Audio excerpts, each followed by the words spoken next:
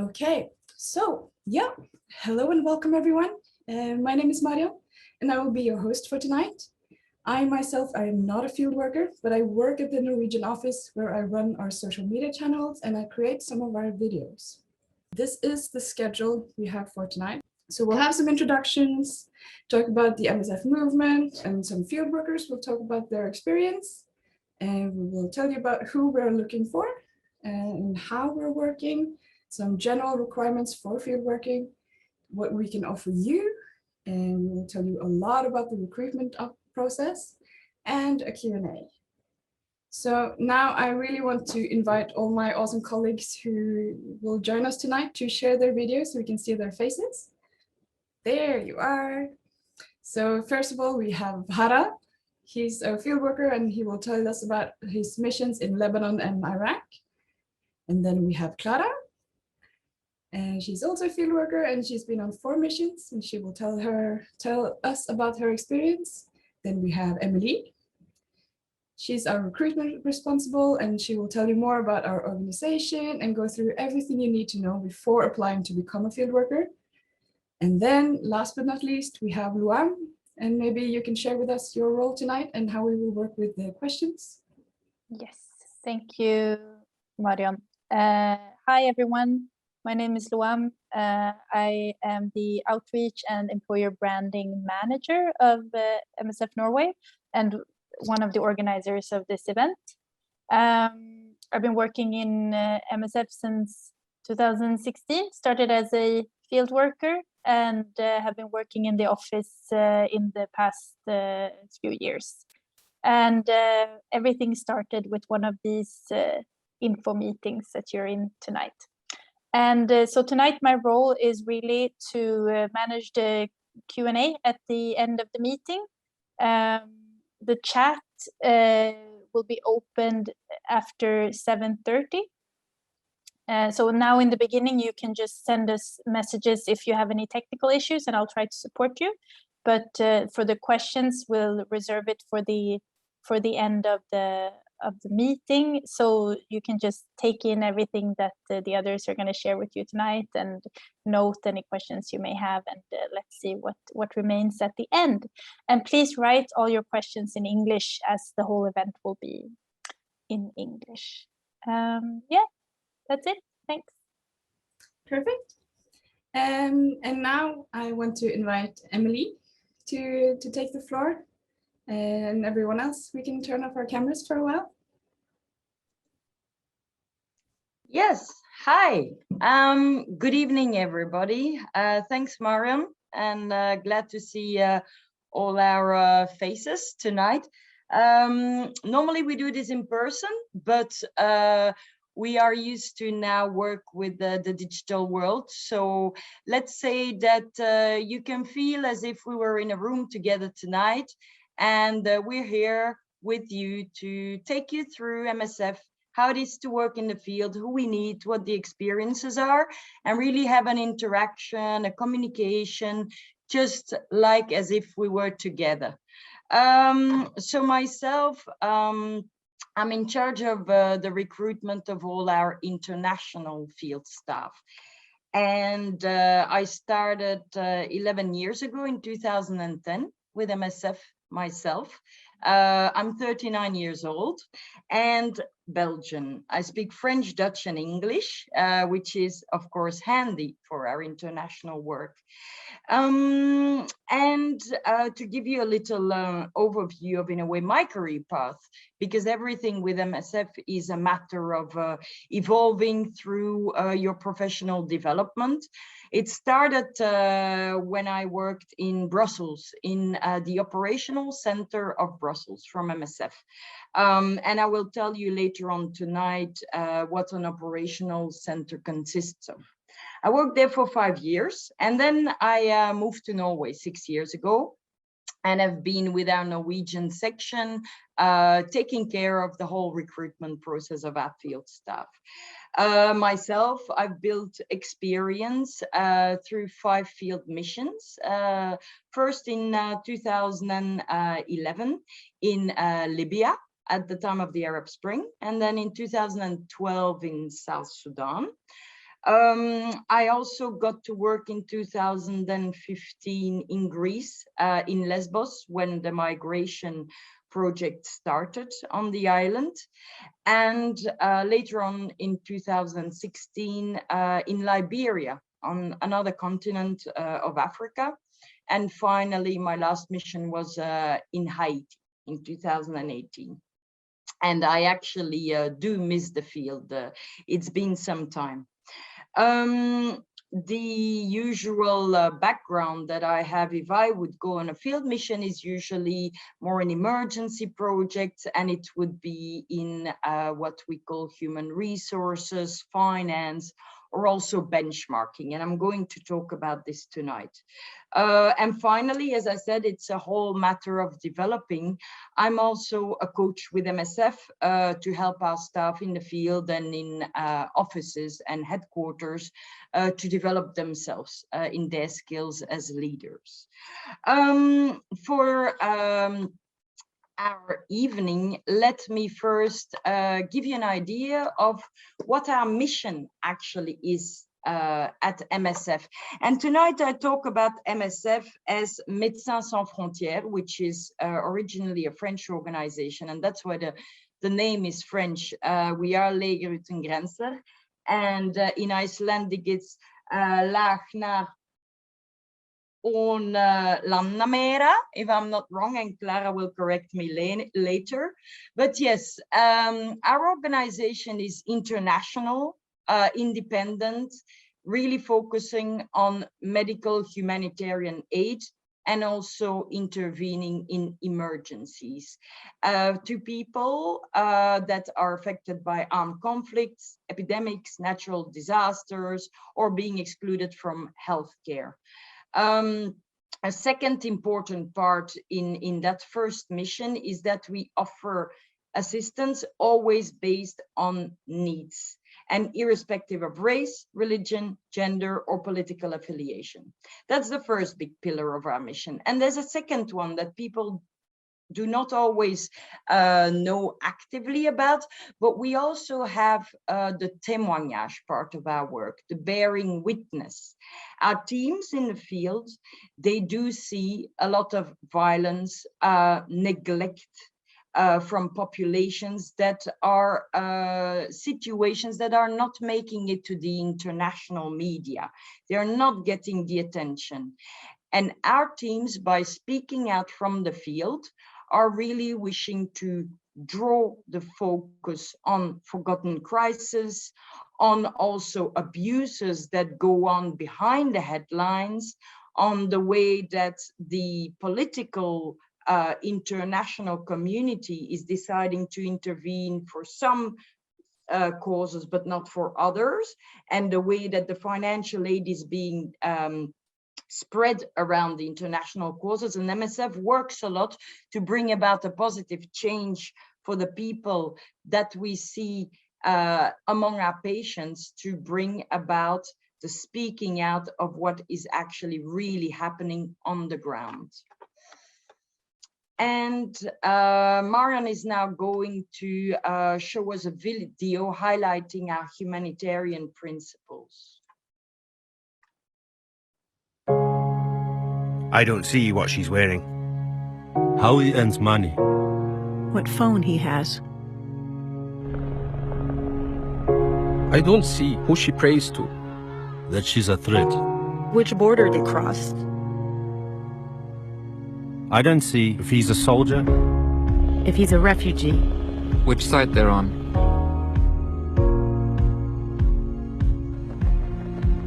I just see a child. A human being. A patient. Doctors Without Borders. Independent. Neutral. Impartial.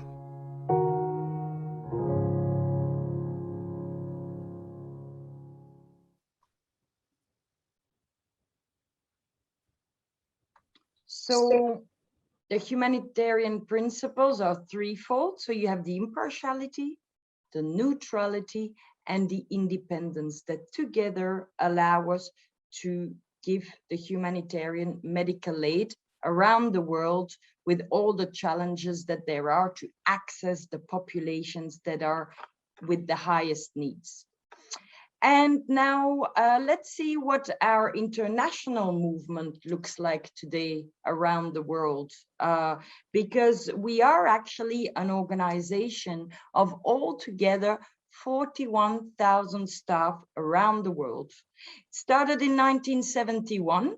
So for the ones that have made the math, yes, this year, our organization is 50 years old. MSF is 50 years old, and we're going to also share that with you, communicate about it a lot in the media. So don't hesitate to join us in this celebration, because in 50 years, we've actually developed to become 5 operational centers and more than 34 offices, branches, units around the world, with more and more of them also really based on the ground where our projects are. And to just give you a quick idea of what the difference is between an operational center and more of an office, Leger Uten Grenser, MSF Norway, is an office. And what we do is that we recruit field staff, and that's why you're here tonight. We also do fundraising to finance our projects, and we also do communication in Norway to speak about the projects, and we do this in support of the operational centers. The operational centers, that's where the actual content of a project, of a mission is being organized. So everything that is decided on opening up projects, intervening in certain emergencies, or deciding that we're coming to the point where a project is ready to close, because we can eventually hand over the project to the Ministry of Health of the country where we work. All of this is being decided in the operational center. And like I said, MSF is a medical humanitarian emergency organization. And for us to intervene, we try to really be on the ground within 48 hours of a catastrophe happening around the world to treat the patients. Now, to try and meet a 48 hours timeline, can imagine that areas become quickly difficult to access. So it's a big challenge. And what we have created in those 50 years is a very strong supply chain. And we recruit people with a background in supply, and that goes from purchasing all the material that we need, from being able to prepare the cold chains for our medicines, to make sure that customs are clear, to make sure that transport is ready, to make sure that our material and our medicines are being stored in warehouses, in conditions that are fine for the material, and being dispatched then on the ground in the field by air, by other means, air, maybe then boat, maybe then motorbike, etc., because we work in very difficult to access places. So our supply chain is very big, strong, and it's one of the big assets that we have to be known, to be first on the ground when an emergency happens around the world, and last to leave. In terms of finances, our organization is for 95% funded by private donors. And you may be a donor, maybe one of your family members, or maybe you're about to become. The donors that really are able to make us work in the best way possible are the regular donors, maybe the monthly one, so that we know and can forecast ahead, knowing how much money is coming in. We can plan. We can also intervene in case there's an emergency. We don't need to first send our teams out in the street or to come and meet you at your door to start fundraising. We can actually act and react straight away. And our finances are every year published in our financial report after having been audited. Another aspect of our organization is the fact that we are an international association directed by the members. I'm myself a member, and I believe the 4 colleagues that are here tonight with me have also paid their subscription this year again to be a member of our association. And what that enables us is to actually join the board meetings, elect our boards of director, and our boards of director are there also to really guide the whole mission of MSF. And every year we vote at the General Assembly, and it makes us a real owner of the organization, the directions we take, and it really gives us a sense of belonging even more strongly to the organization. And then lastly, maybe some of you know, in 1999, MSF actually received the Nobel Peace Prize, and we are very proud of that. Thank you. I will now leave the floor to my colleagues. Thank you so much, Emily. So before Emily go into detail about MSF and recruitment criteria, let's hear from one of our field workers, Harald Lundvik, who will talk about his field experience. Harald, welcome. The floor is yours. Thank you, Marion. I hope you can hear me well. So let's start sharing the screen.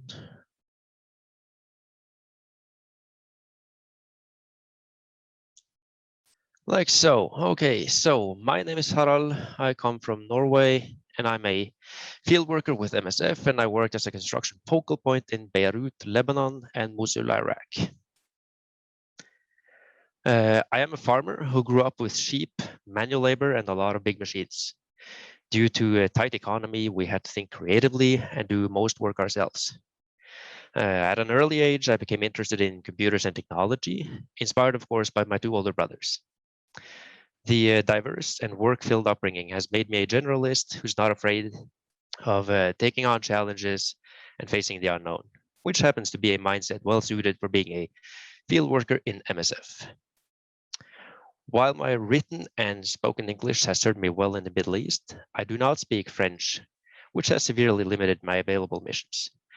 As such, I would just like to urge you all to either study French or some other language, but French being one of our primary ones, I strongly urge it. The idea of MSF started in January 2018 when my aunt, who is a journalist, proposed I apply for MSF when I wanted a change of scenery and a new job. My response was, which is one I've heard several times since, but I'm not a doctor.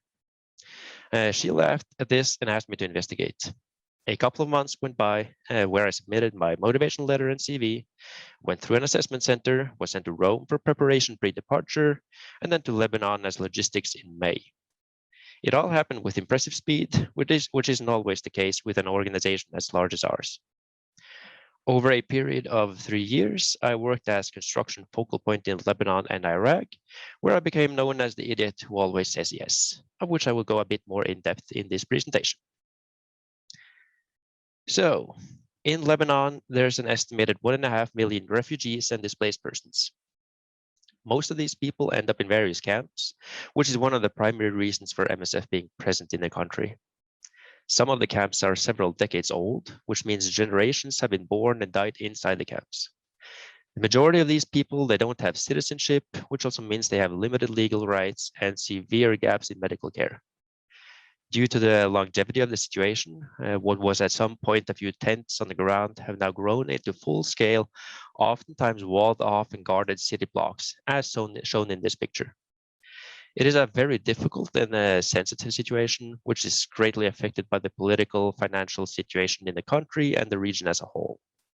I spent 13 months in Lebanon, where one of my duties was to build a primary healthcare clinic inside a refugee camp in South Beirut. All right, so in Iraq, there's been war and conflict for several decades. The most recent one being Islamic State, which was defeated and ousted roughly 4 years ago. Infrastructure and services, despite serious efforts in rebuilding, are still inadequate to cover the needs and gaps, which is one of the many reasons why MSF has such a large presence in the country. Due to the damages and collateral in Mosul after IS, there's a substantial number of long-term complications from war injuries, which is one of the primary objectives of our hospital to alleviate. I spent 18 months in Iraq, where one of my duties was to finish construction of a hospital in Mosul city. All right then, so Lebanon, it is a tiny but diverse country. You have shorelines and palm trees on the west side, and you have 3,000-meter tall mountains and snow in the east. During summer, there's dry weather and 30 to 40 degrees Celsius, whereas in winter you have 0 to 10 degrees and some rain. The religious and political situation is complex both inside and around the country, made even more so by the fact that a lot of the refugees and displaced persons come from Syria and Palestine. Iraq is a medium-sized country with deserts and arid terrain in the south and 3,000-meter tall mountains in the north. There's 40 to 50 degrees Celsius and dry during summer, and 0 to 10 and some rain during winter. The religious and political situation, just like in Lebanon, is complex both inside and around the country. Also in Iraq, in the north, you have Kurdistan, which is a semi-autonomous region that is home to the largest population in the world without a country of their own, which certainly makes the context more complex.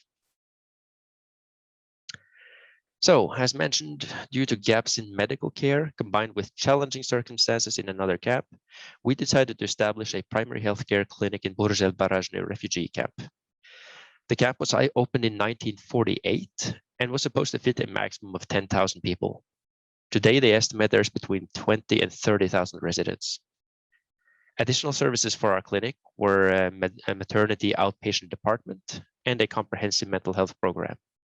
We named this clinic the Family Center with the objective of reaching the whole family rather than just the individual beneficiary. An additional effort we put in was to make all basic services available on the ground floor, which made them wheelchair accessible. This was the first clinic of its kind in any camp in Lebanon, to my knowledge, that was wheelchair accessible for all services. As can happen from time to time in an organization like MSF, we could not get a hold of a construction manager to lead the project. They knew I was a farmer with some construction experience, so they reached out and asked if I'd be willing to step in, which I did. As is also quite common in MSF, the project evolved and became more complex. What was supposed to be a simple move from one building to another turned into a full-fledged 10-month rehabilitation construction of a 3-story building in block work and concrete. The project team, which covered a full maternity and 2 clinics in the city, consisted of about 6 international staff and around 150 national staff.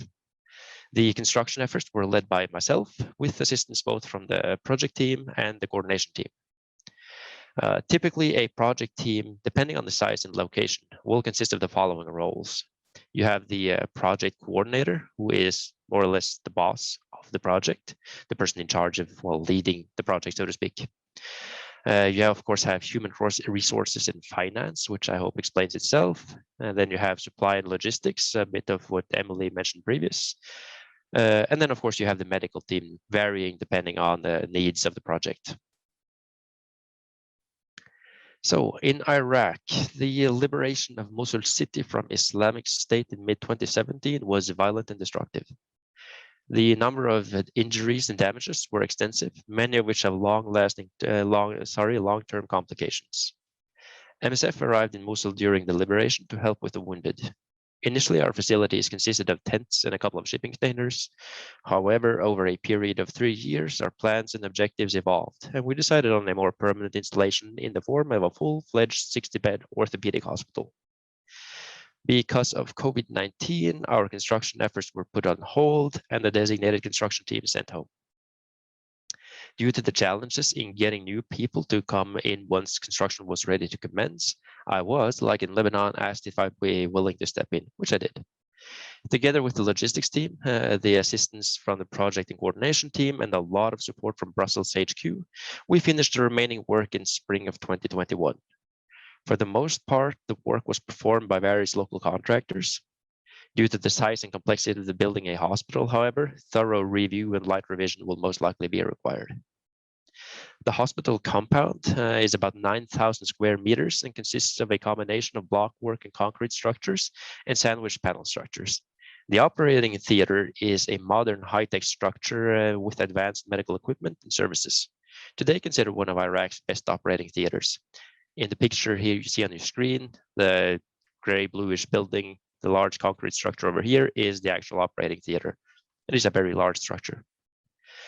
So let's see. The project team, which covered a basic maternity and orthopedic hospital, consisted of about 12 international staff and around 250 national staff.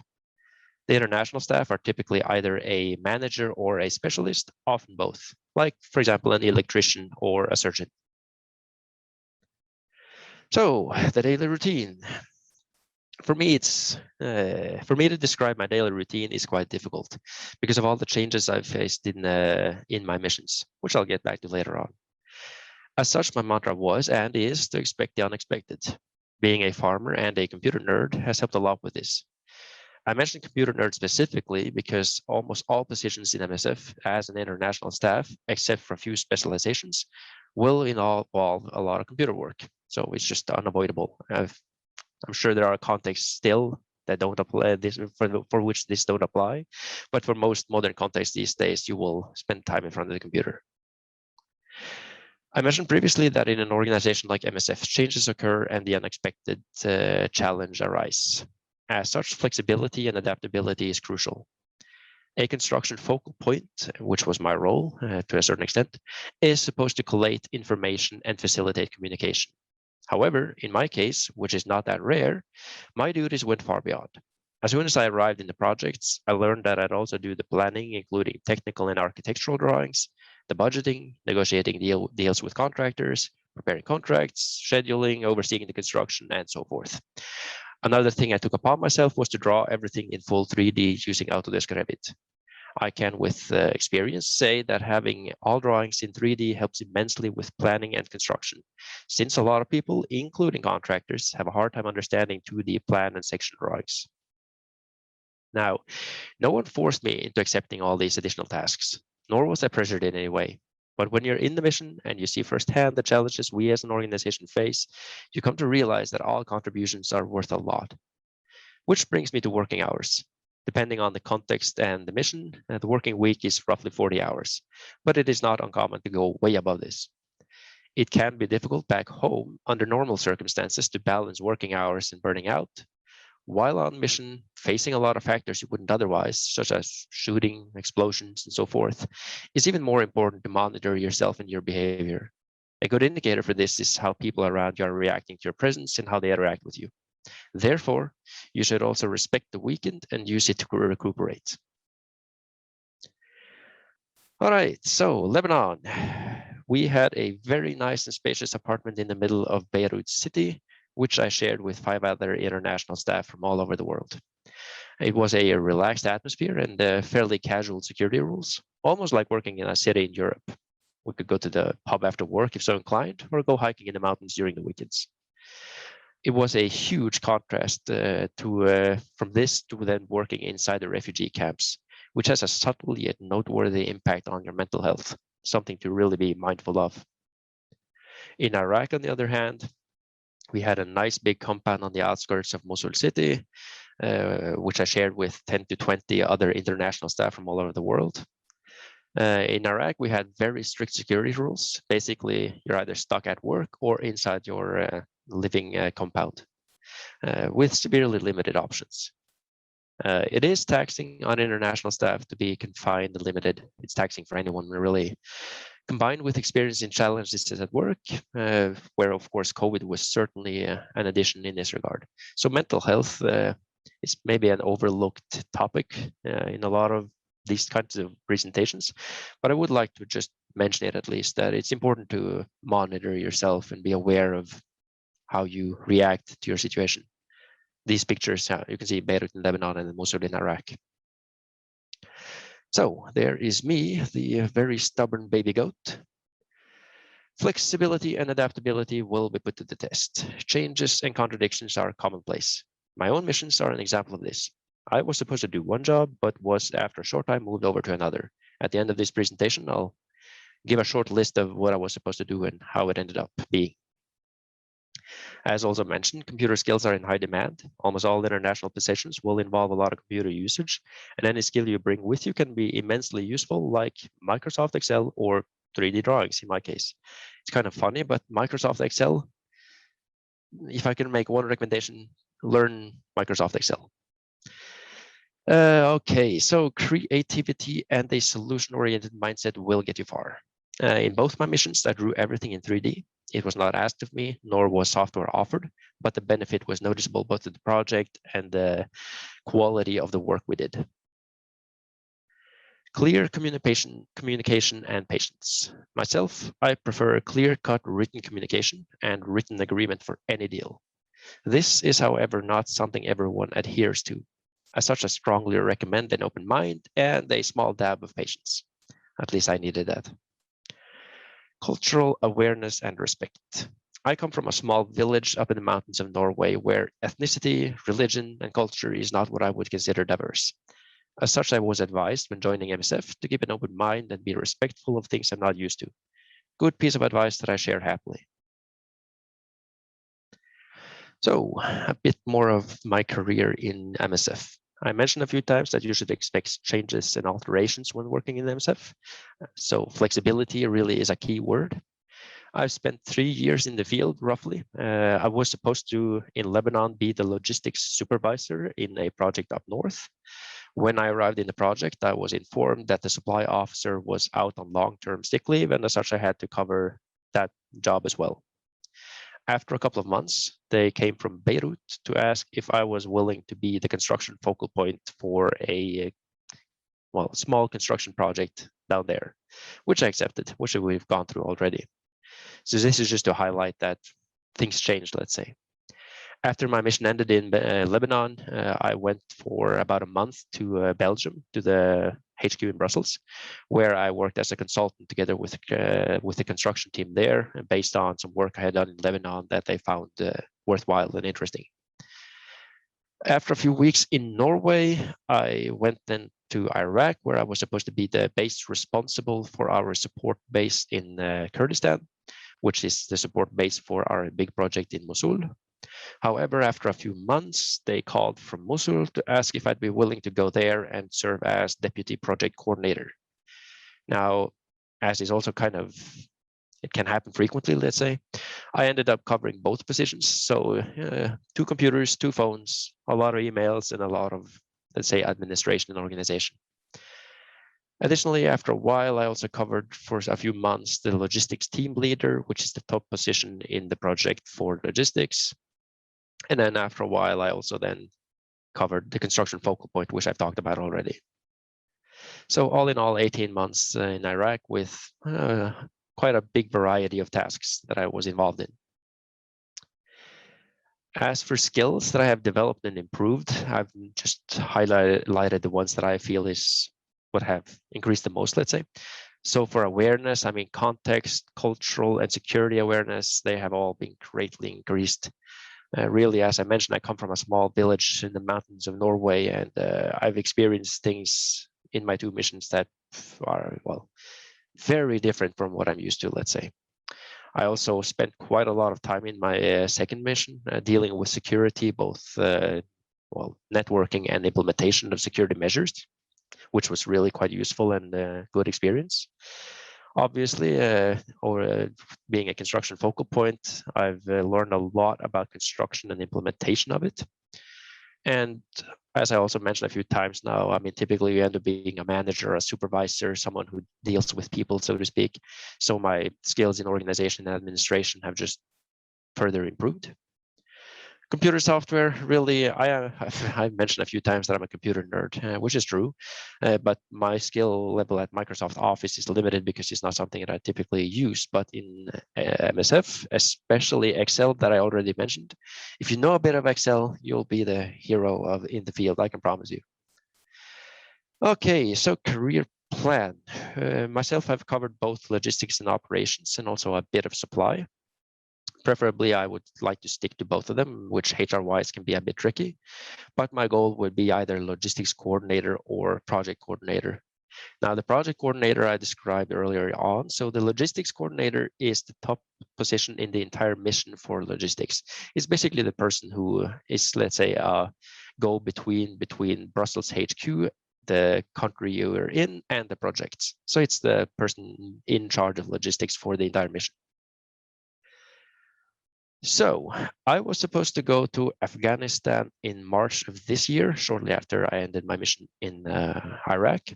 However, I canceled this mission to go home to the farm and do a lot of needed work there together with my family. But I would, however, like to, love to go on more missions in the future with MSF, maybe come autumn or winter.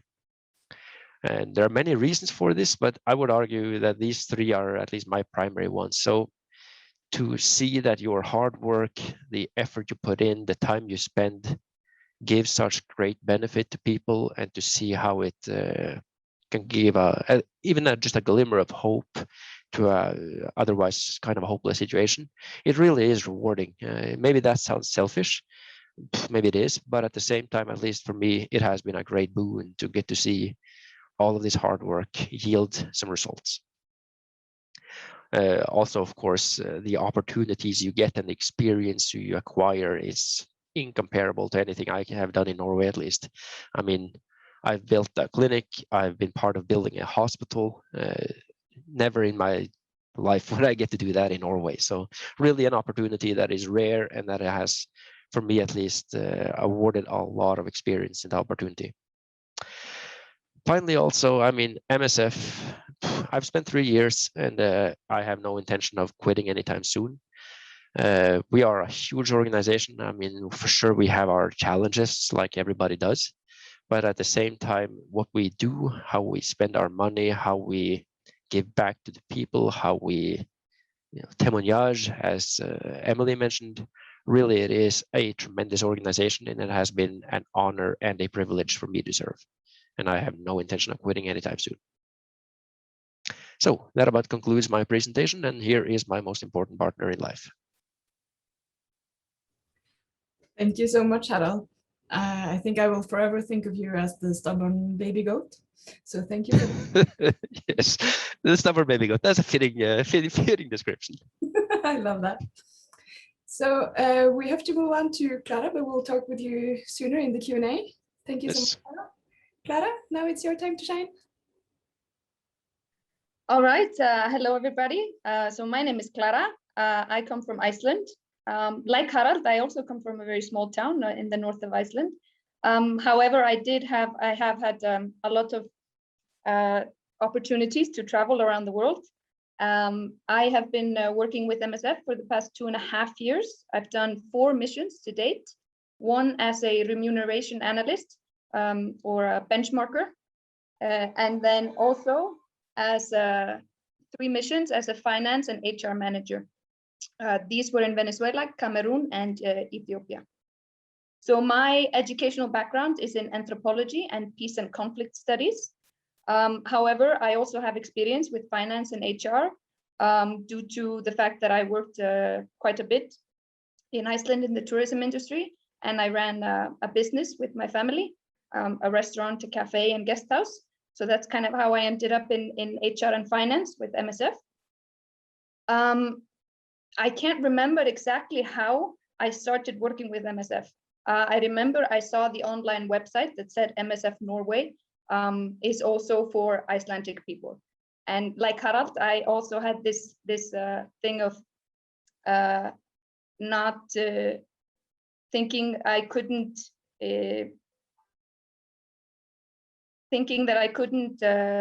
work with MSF because I was not a medical person.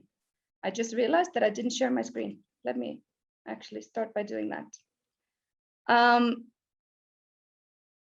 So I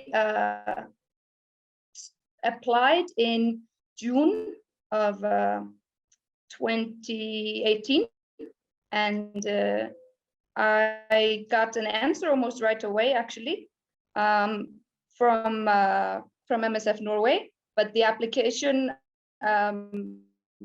had to wait. It was summer, so the recruitment happened in September, and in February of 2019, they sent me for the PPD, as they call it, the training, the pre-departure training. And from there, I went to El Salvador as a remuneration.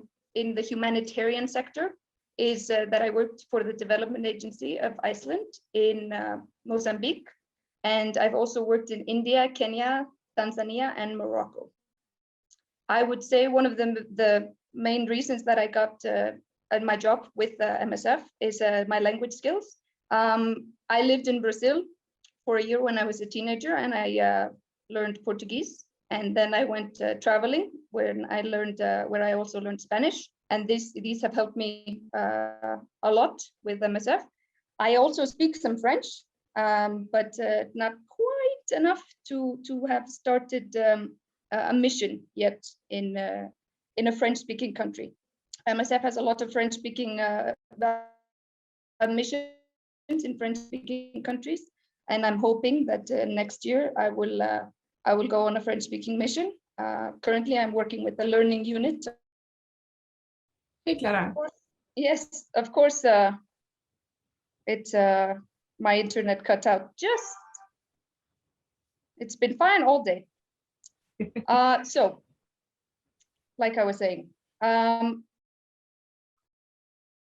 I have yet to do a long-term mission with MSF, but my role as a Finn HR manager is to oversee the office, the base, the domestic staff, and the administrative staff. I'm also responsible in part for the well-being of the team, and my role can be quite varied. I deal with both international and local staff, everything from recruitment, payrolls, setting objectives and evaluations of staff, movements of people and things in and out of the project, along with logistics, planning and developing trainings and the strategy of the project, along with budget, etc. As a HR finance manager of the project, also along with the logistics team, we are the supporting department to the medical activities that MSF wants to perform in each country. So while medical activities are the construction, but they also do a lot of wash activities, that water, sanitation, and hygiene. Yeah, fixing water pumps, building showers and latrines. These prevent diseases like cholera and other waterborne diseases, which of course then in turn help us that we have less to do at the hospitals. I have done 2 missions, like I've said, in Central and South America. The climate has actually been more or less the same, very hot during the day, but a bit cooler in the evenings. It's always good to bring long sleeves and jumpers for the mission, and also for the mosquitoes, of course. Now you can expect to eat a lot of local food, which is kind of it can be fun, but it's also different from what you're used to at home. Local dishes you've never experienced before. And then you will miss, of course, some food from home. I always miss Icelandic fish or water. But then it's also very often you have exotic fruits and things like this that can be great to experience as well. So while the HR finance position is mostly based in the office, depending on the project, you can also spend a lot of time in the field. I've had to be a security focal point in the base. This means keeping track of all the movements, make sure that they call every 2 hours. And then I've gone on movements to bring either staff and also supplies into the project, whether that's fuel or water tank, blankets or medicine.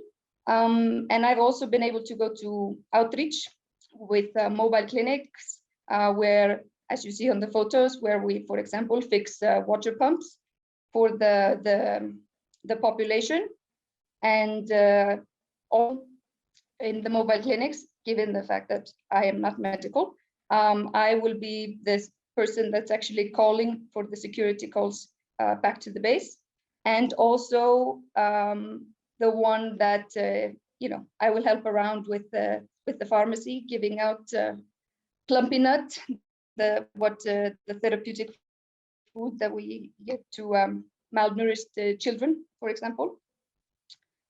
So MSF, what I have experienced working with MSF is that we are quite often the first NGO actor to come into a crisis zone. Like Emily said, we respond right away. And I have seen where in both Venezuela, in Cameroon, and Ethiopia, where we were the first actor to arrive at the scene, and we were doing a lot of things, a lot of activities that we would like to hand over to other actors because we can't do it alone. In Venezuela, for example, the health system was collapsing. Yeah, but this was due to the sanctions, and this was due to a lot of things. And there was no one around except MSF trying to do a lot of activities, from distribution of malaria to supporting health centers to supporting with medical staff. And when you have so much happening, you have health centers that are destroyed, you have burned villages, you have hundreds of thousands of IDPs or refugees going over borders. There's lack of access of water, electricity cuts, and malnutrition levels increasing. You need to act, and there's no time to waste.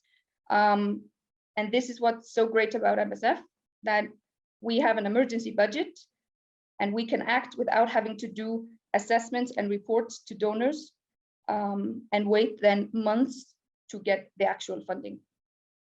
This is one of the main principles of MSF, the independence. This is why it's so crucial. This, of course, doesn't mean we don't do assessments. Of course we do. We do surveys, we collect data and everything, but we do it on the ground. We do initial assessment, and we act at the same time. So that way we can let the HQ and the operational center know what we need to do. So while, of course, the main principle of MSF, impartiality and neutrality, mean that we provide the medical care for everyone. Doesn't matter which side of the conflict you're on. The beneficiary in the target group is always the population that's caught up in the crisis. We usually focus on emergency cases, pregnant women, children under 5, and vulnerable groups like IDPs who come often, they flee their houses and they have nothing, access to water, health, shelter, and everything.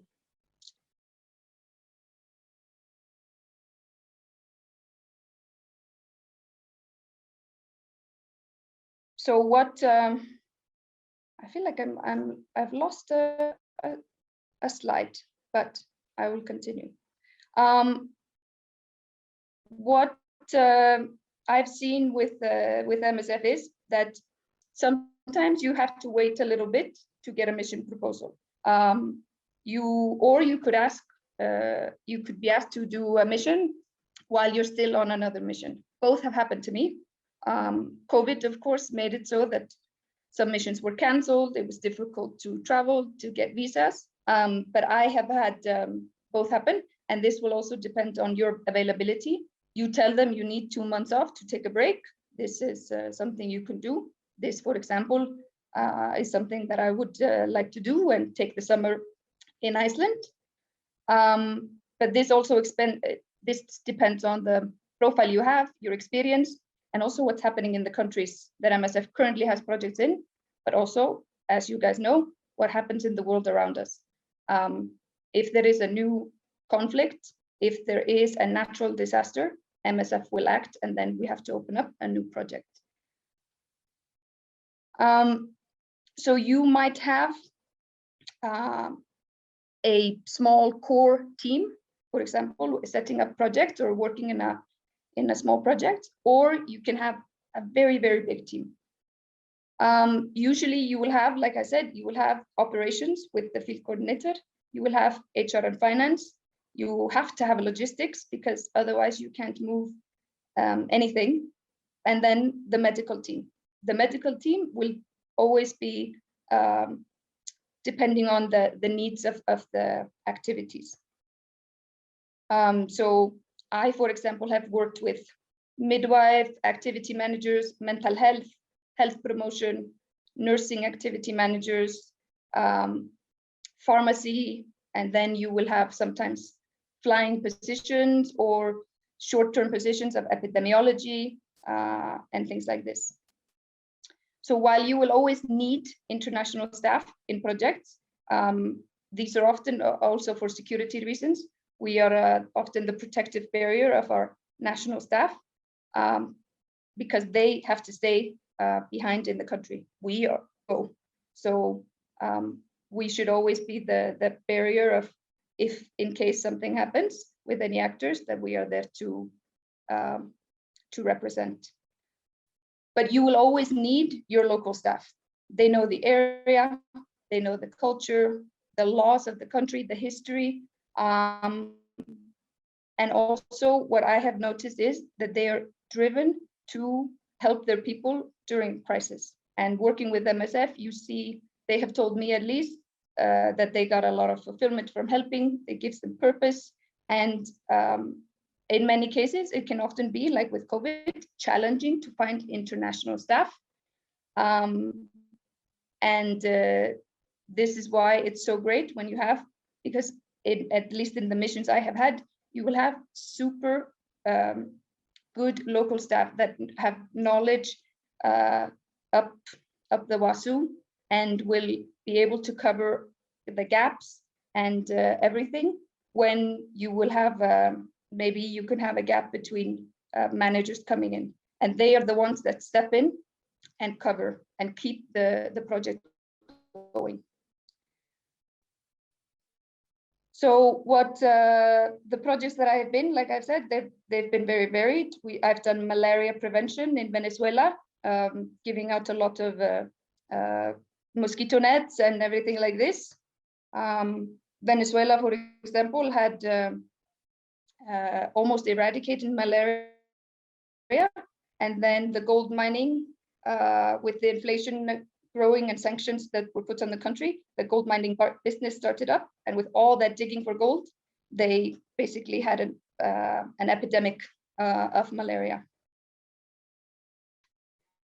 So what my daily routine looks like, more or less, would be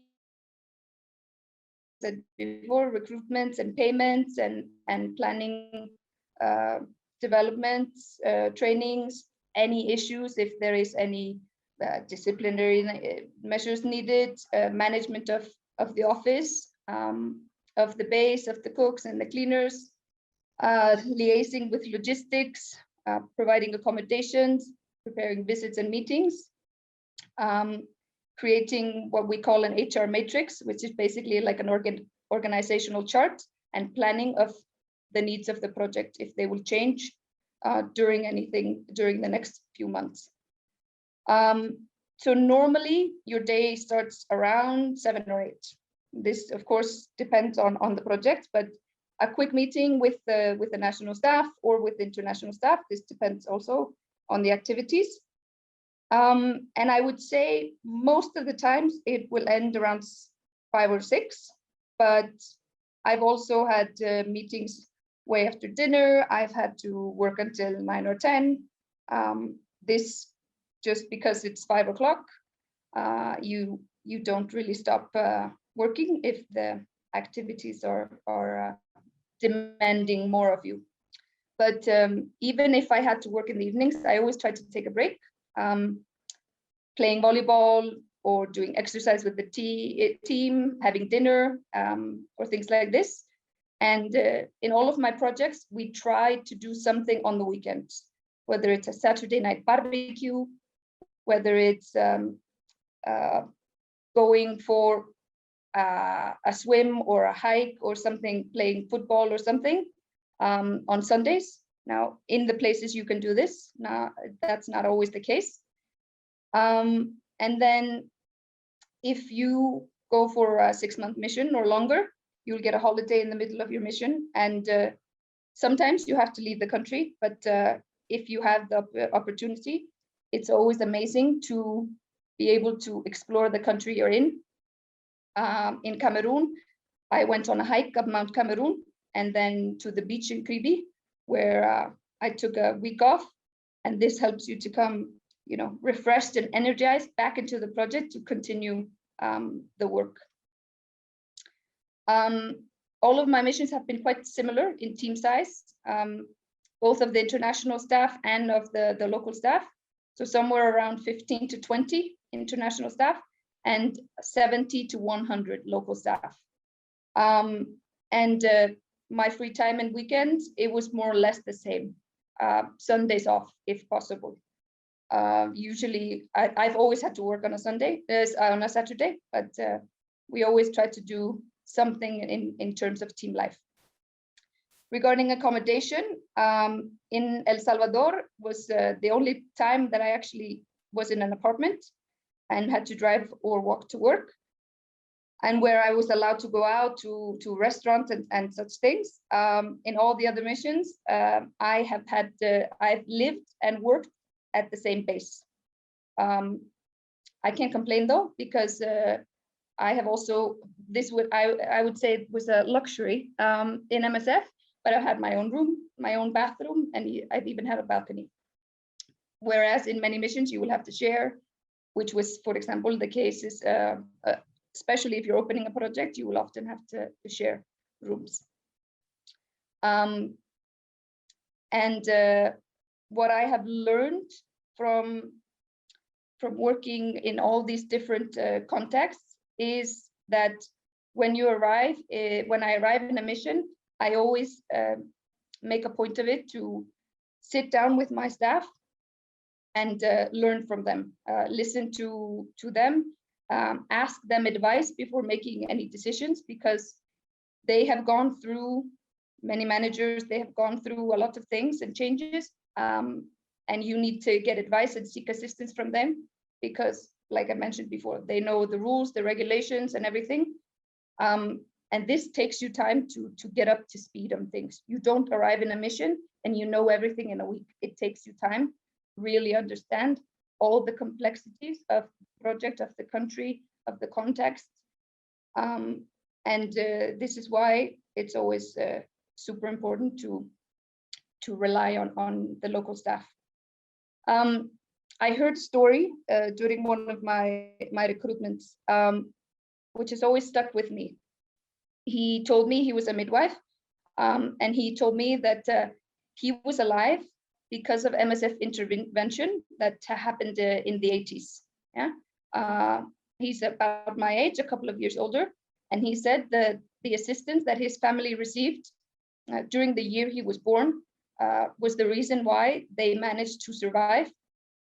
And now that he was not only in the medical profession, but that we were looking for his position, and in his region where again they had conflict, he wanted to help, and he wanted to do it with MSF, because just like before, MSF was the first on the scene, and the reason why a lot of people were still alive. And he said, the world doesn't know what's happening, and you are here saving thousands of lives. So this has always stuck with me, and this is one of the reasons why I love working with MSF. Now, honestly, working in a multicultural team can also be quite challenging.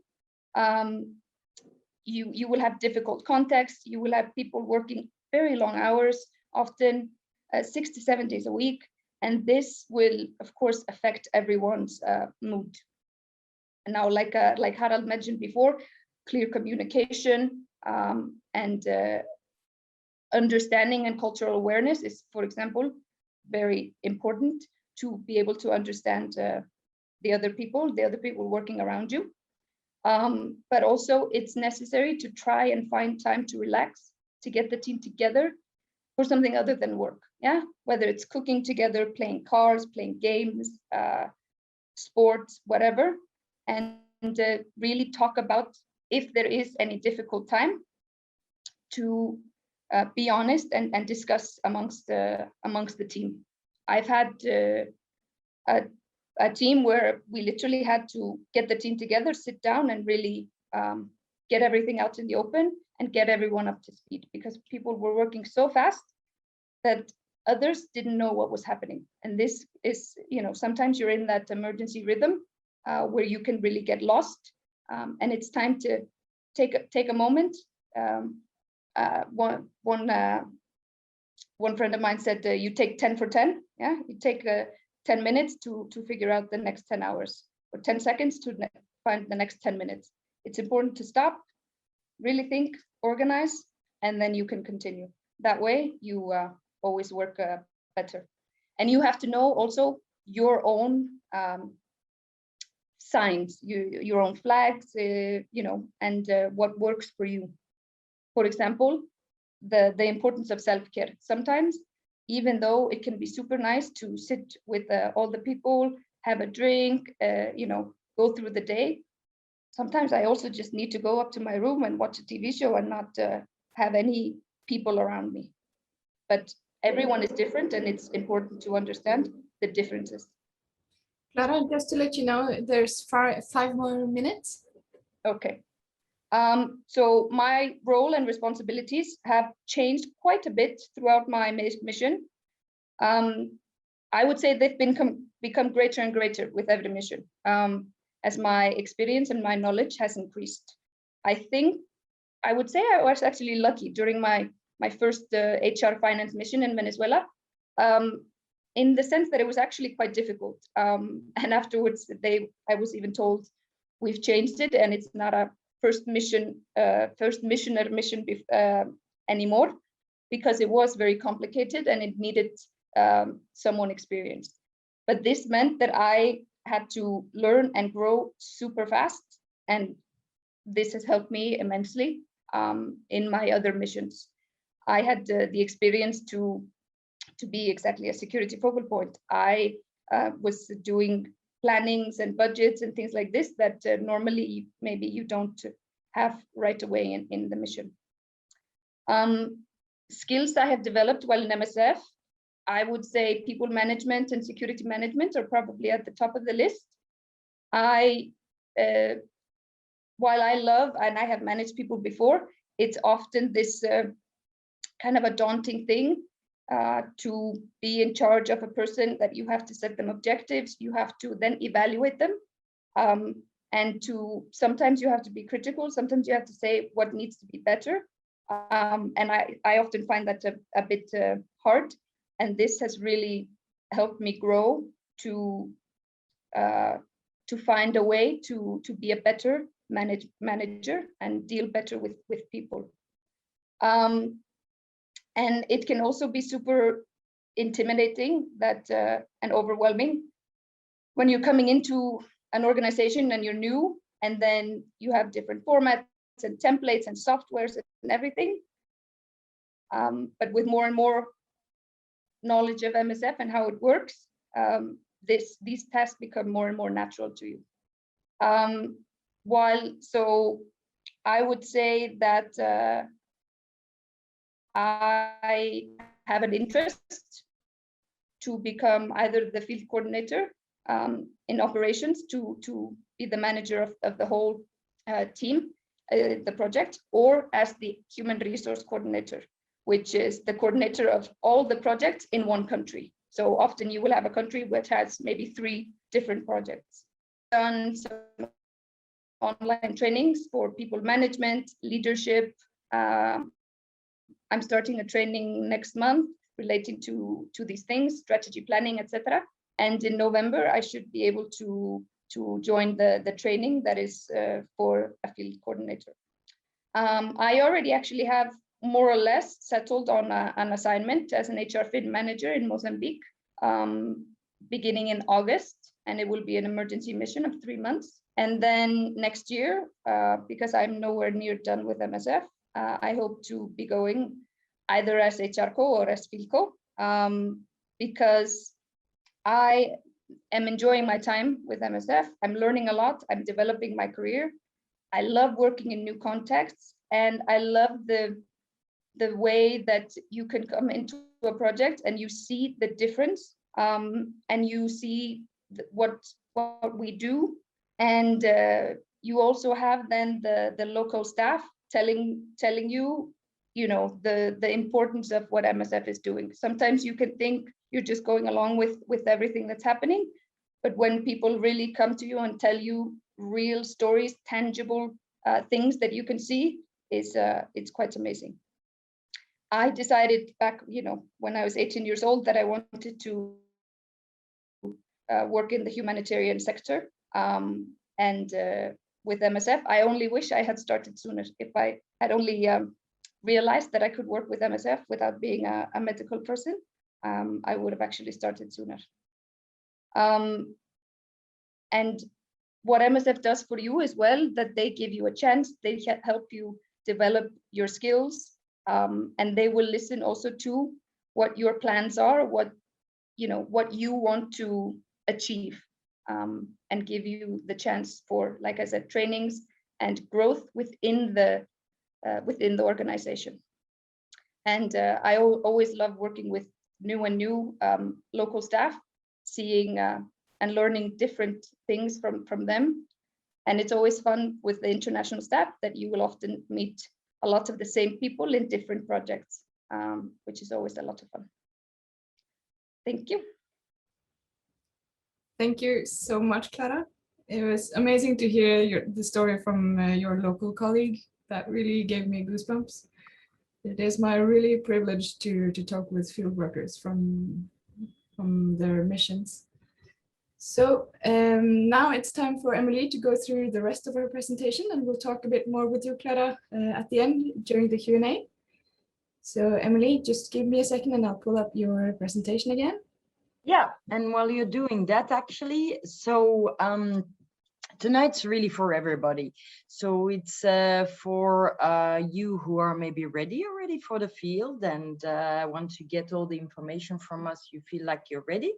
And it's also really for people that are maybe still studying, maybe you're even about to choose your study, maybe you're a professional, but you want to orient your career in a direction or another, or you want to gain some skills to then build your profile to one day be ready to apply for the field. So it's really giving you a full picture for everybody interested in field work.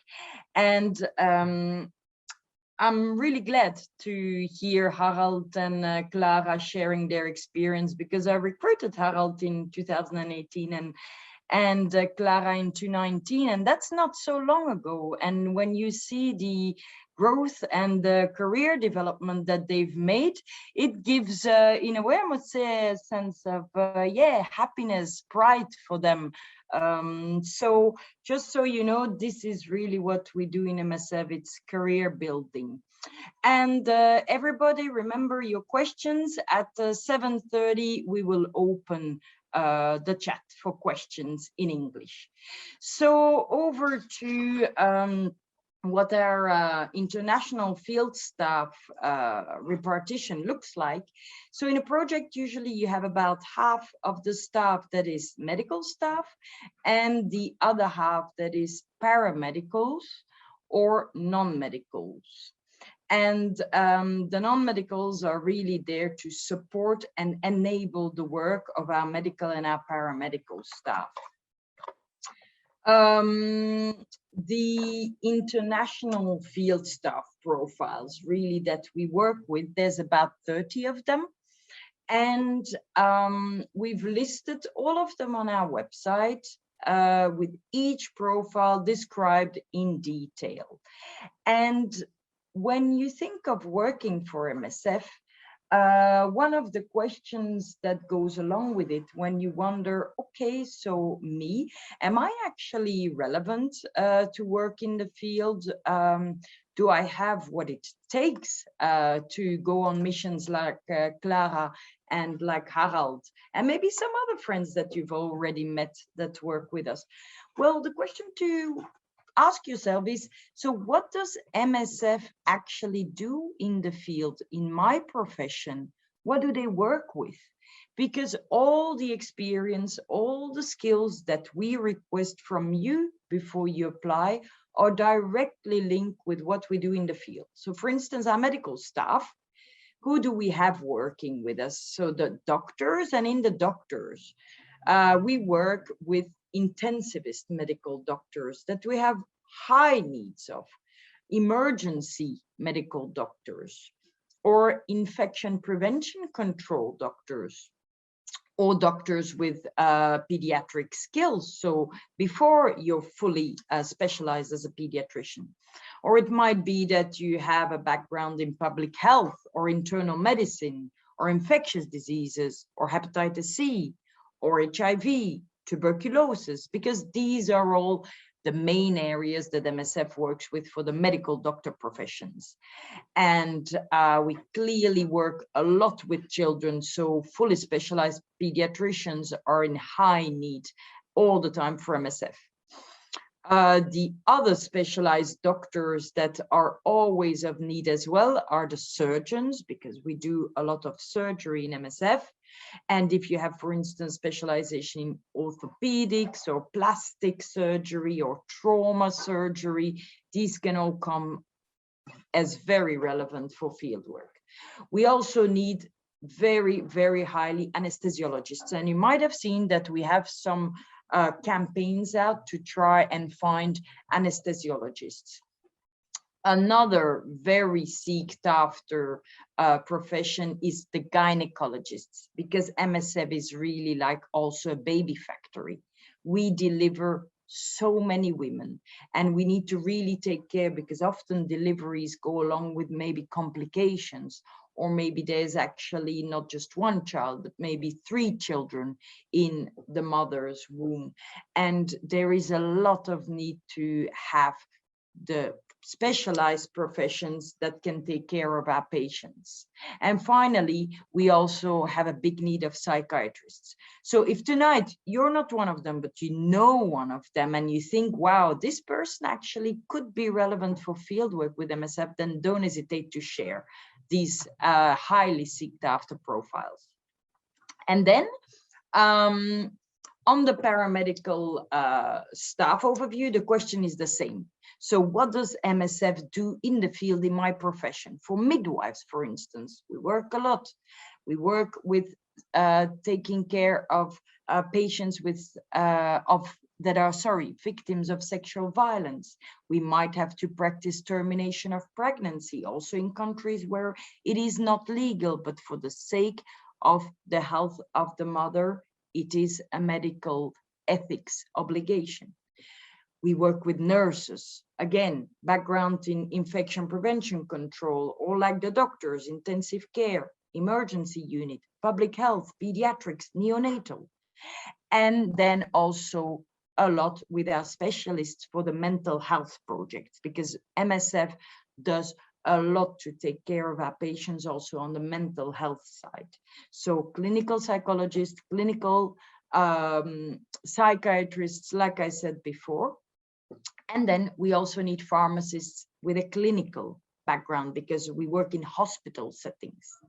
The health promoters are the ones that convey our messages to local populations, that find out how to best make sure that the local population comes and uses MSF's medical project. So it can be staff with a background with anthropology, sociology, or a specialization in public health. We work with epidemiologists. I don't need to tell you what's just happened to us in the last 1.5 years, and that is not ready anytime soon to decrease in need. Yes, we need epidemiologists. Laboratory specialists with microbiology or virologists. So that's on the paramedical side. And now let's go over to the non-medicals, because for instance, Harald and Clara, they're coming into this category of staff. We work, like I said, in the supply chain. So we need procurement, warehousing. We also work a lot with clean water, with making sure that patient projects have waste management that is happening well. We need to build latrines in our projects. All of this is taken care of by our water and sanitation engineers. And now we move over really to the logistics family. And that's the one that our dear Harald, who had and has a background in farming, has really come in very relevant. And we actually did a campaign a few years ago that he joined to find more farmers like him. So having also a background in electricity as an electrician or being a mechanic, or for all the construction that we do, being an architect or being an actual constructor, more into carpenting and so on. We need also the biomedical engineers. That's quite a highly sought after profile.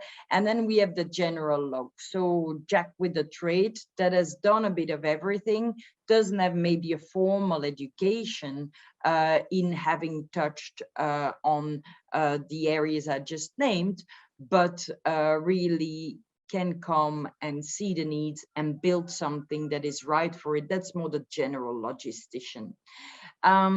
Health facility management, so the hospital management of our project, or then also people with a background in finance or accounting or budgeting, really like strong budget planning comes in handy. And then we need our HR professionals, so human resources specialists are very relevant in MSF.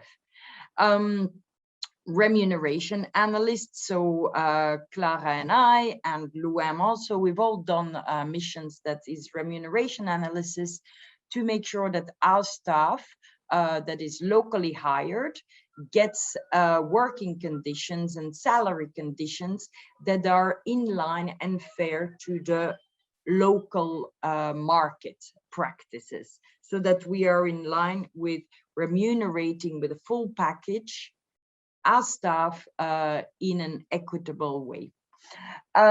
We need people with a journalism media background that are trilinguals, full trilinguals. So usually that's English, Arabic, French, or maybe Spanish comes in, but really full of those languages in writing, of course, as a journalist, and in speaking.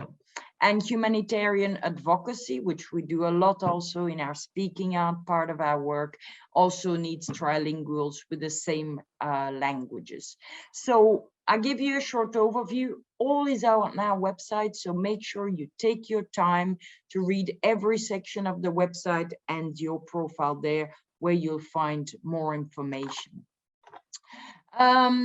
Around the world, so you see soon when Marion goes over to the map of MSF programs around the world, we work in more than 70 countries, and there are about 437 running projects. So you see the whole red area, and that's where MSF has projects. And as you can see, it is spread out among different countries, and that means different languages are being spoken there by our patients and by our local colleagues. And therefore, we need really strongly to have language skills in our workforce. So like Harald said, French is handy, Spanish is very handy, like Clara showed, but for instance, Portuguese, Arabic, and other languages, sometimes Russian, can come in handy. And it is something that you can learn at every age. I've learned Noshk as well myself, so it is always possible, different ways. You know, you can start with an app, you can take a course, but it's really something that we know each of us can develop, and we do have profiles that are relevant, even if they only speak English, but it is a minority. you give yourself so many more chances for your career and to get to work around the world in different projects, different continents, to see different types of medical aid that MSF provides when you have language skills. So now, Marion, are you gonna share with us the video that shows the MSF work and the medical action around the world? Yes, I will. Just give me a second. It's the number 2. Welcome to MSF, right? Correct. All right. Welcome. Today you decided to wear this t-shirt. Wearing an MSF t-shirt means being part of a worldwide medical humanitarian organization. 35,000 staff members around the world wear this t-shirt. Dozens of nationalities are represented.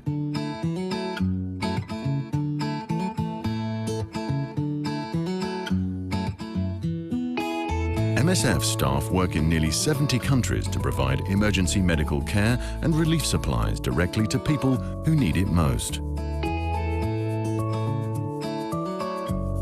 Teams wearing this t-shirt provide medical assistance to people struggling to survive violence, war, epidemics, hunger, denial of healthcare, population displacements, and natural disasters. Providing the best quality care in any and all circumstances requires a good supply network. That's why, since the 1980s, we've developed specialized logistics able to respond in real time. En moins de 24 heures, nous pouvons expédier l'équivalent de 2 hôpitaux complets. Je peux vous garantir que cette boîte sera dans 24 heures à Haïti.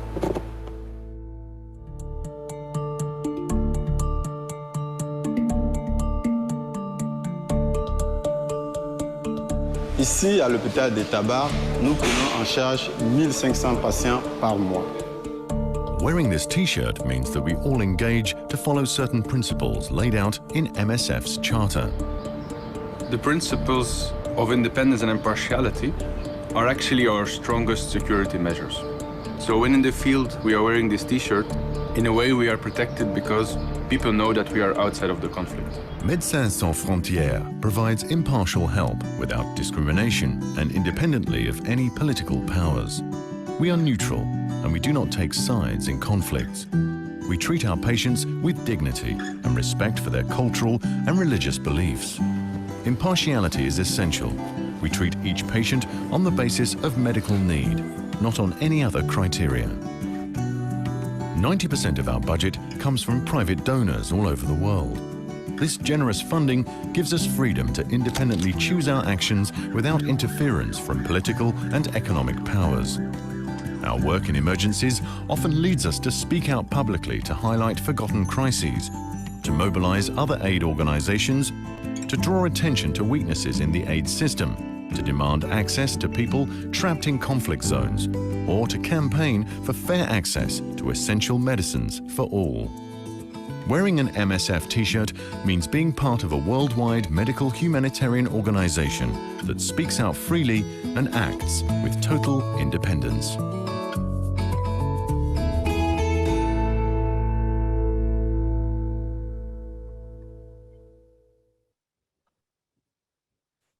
So these different areas of work are really to be able to help people, for instance, refugees that are displaced, like Clara was mentioning in one of her experiences. Or we work, for instance, in settings post-conflict, afterwards, when the healthcare system has collapsed. We are working, as you know, with COVID-19 around the world that is challenging us a lot, and we are in big need of all our intensivists, our anesthesiologists, also for that. Emergency medicine is really what we need, for instance, in all the epidemic diseases, working also a lot with cholera, measles, nutritional crises. We work with AIDS, malaria, tuberculosis, different ones. And then the natural disasters that can happen anytime. So MSF operations, to give you a quick overview on medical and non-medical side, it's hospital support, outpatient clinics, surgery at first and second level, mental health, very important, nutritional programs, vaccination campaigns, mother and child health care, HIV and AIDS treatment. And then on the medical side of our operations, we do supervision of locally health system. We do data analysis, water and sanitation work. We distribute the non-food items. We do the speaking out, the témoignage, and the rehabilitation of hospitals and health centers. And our staff around the world, well, actually, our locally hired field staff, so the colleagues that Clara and Harald have mentioned earlier in their experiences of their different projects, they actually represent 90% of our workforce. So 37,670, more or less, locally hired colleagues are our main workforce. And there is about 10% of international field staff, like Clara and Harald. And to be able to provide the best possible managers, leaders taking care of our staff, we really ask people that apply to have previous supervision experience, to have previous direct line management of staff, to have given trainings, for instance, because without our local colleagues, MSF would not exist. They are our local knowledge. They are the ambassadors of MSF in their communities, and they really build the acceptance of the local systems in power to have the MSF projects. And they really are the relevance, the presence that we have there. They really show it by being able to be the ones that are our knowledge and tell us how best to take care of the patients on the ground. So the very strong need on people management skills is what we are requesting from all profiles that I talked about earlier. So now over to what the general criteria of recruitment are. And all our staff for international field work, well, you yourself, you need to have read our charter and you need to understand and commit by it, because that's the charter our organization works with. You need to have a very minimum of 2 years of relevant experience in your profile or in your specialization before you can apply. And that's a very, very minimum, because what we actually want you is to ask yourself the question, look, have I been exposed to enough challenges in Iceland or in Norway? Have I gone around the world a bit to see what the reality is? Have I been questioning myself? Have I been actually failing and learning from that experience to be able to go on the ground with MSF and be that one person in that role that will be supporting my colleagues in this type of work? Am I standing strong enough in my shoes to be able to take on new situations all the time without having maybe a book that will tell you exactly what to do when this or that situation happens? So am I strong enough and standing strong to be able to see the people around me in the team, see my resources in all my colleagues to be able to call on help when is needed? So in a way, that's the real relevant work experience and personal experience that we invite you to check with yourself when you're considering applying with MSF. What we need is you to have 9 to 12 month availability for your first mission. We will be sending you out possibly for that long, because we need you to go out there and go through the experience of what it is a first mission, arriving in the field, all the new elements, and really be able to go there as a learner before you can actually start to put in the project the quality that you are the person, the great professional that you are, that we recruited you for, it will actually take you time before you can be of contribution to the project, to put it back in. So we need to send you for long enough. And there is an exception, and I will get back to it afterwards for a few profiles in terms of duration. The language skills, as I've said before, and my colleagues as well, do not hesitate to maybe decide suddenly to change your plans this summer and go and practice a language that you maybe actually have some knowledge of. It can always come in handy. And people management skills, and then working experience or traveling abroad in low-income countries is really going to serve you to not realize the reality of the world when you land on your first mission. Previous NGO experience or mentoring and coaching can definitely be an asset. And for the medicals, all our medical international staff needs to have a tropical medicine course from the accredited list that we have on our website. But there is one exception again. It is for the gynecologists, the anesthesiologists, the surgeons, the intensive medical doctors, and the emergency medical doctors. They do not need the tropical medicine course, and they do not need to go on a long mission. They will go on a mission for 3 months for their first mission. So that's the requirement for those profiles. And then now over to what the commitment is that we are requesting from you. It is really your flexibility.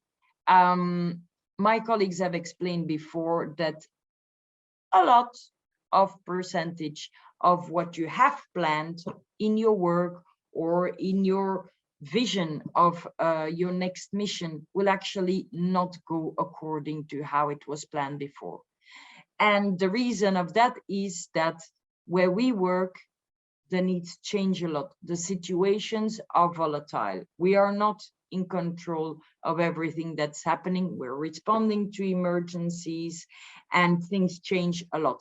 And the best asset that you can have is really to be able to adapt to that, see who's around you, what's possible, and decide, like Clara said, you take 10 seconds or you take 10 minutes and you're gonna build a relevant time afterwards. So this is this adaptability, flexibility. It needs to be your ally, your friend. It needs to be something you wish for, this change all the time. It needs to work in your favor when things change.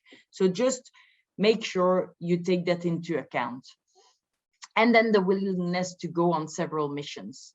We will invest a lot in you. The training that Clara has talked about is really something that we build in the career plans with our staff. We're going to build you up to higher manager roles, be maybe the coordinator of the whole country in the branch of profession that you work in.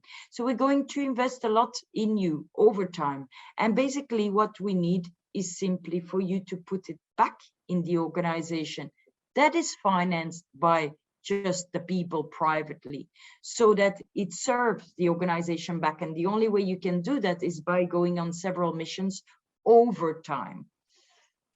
And then another commitment that you need to have is to be ready to travel in conflict or unstable areas, because that's where we are needed. That's where medical humanitarian aid is needed. And we will prepare you with briefings for security. There will be curfews, maybe in your project. We have security officers in every operational center that monitor the security level of all countries, of all projects, and they make decisions accordingly. You will have a lot of rules in place in regards to security, because we take it as the #1 responsibility for our organization. We really take it seriously, and it changes according to where you go, and it changes in time. When you are there, things can change. But the thing that we can't promise is actually 100% security. No organization that works in the areas where we work can promise that, but we do take it very seriously. That's what we can tell you, and that's what you have to be prepared to work with in terms of the working environment.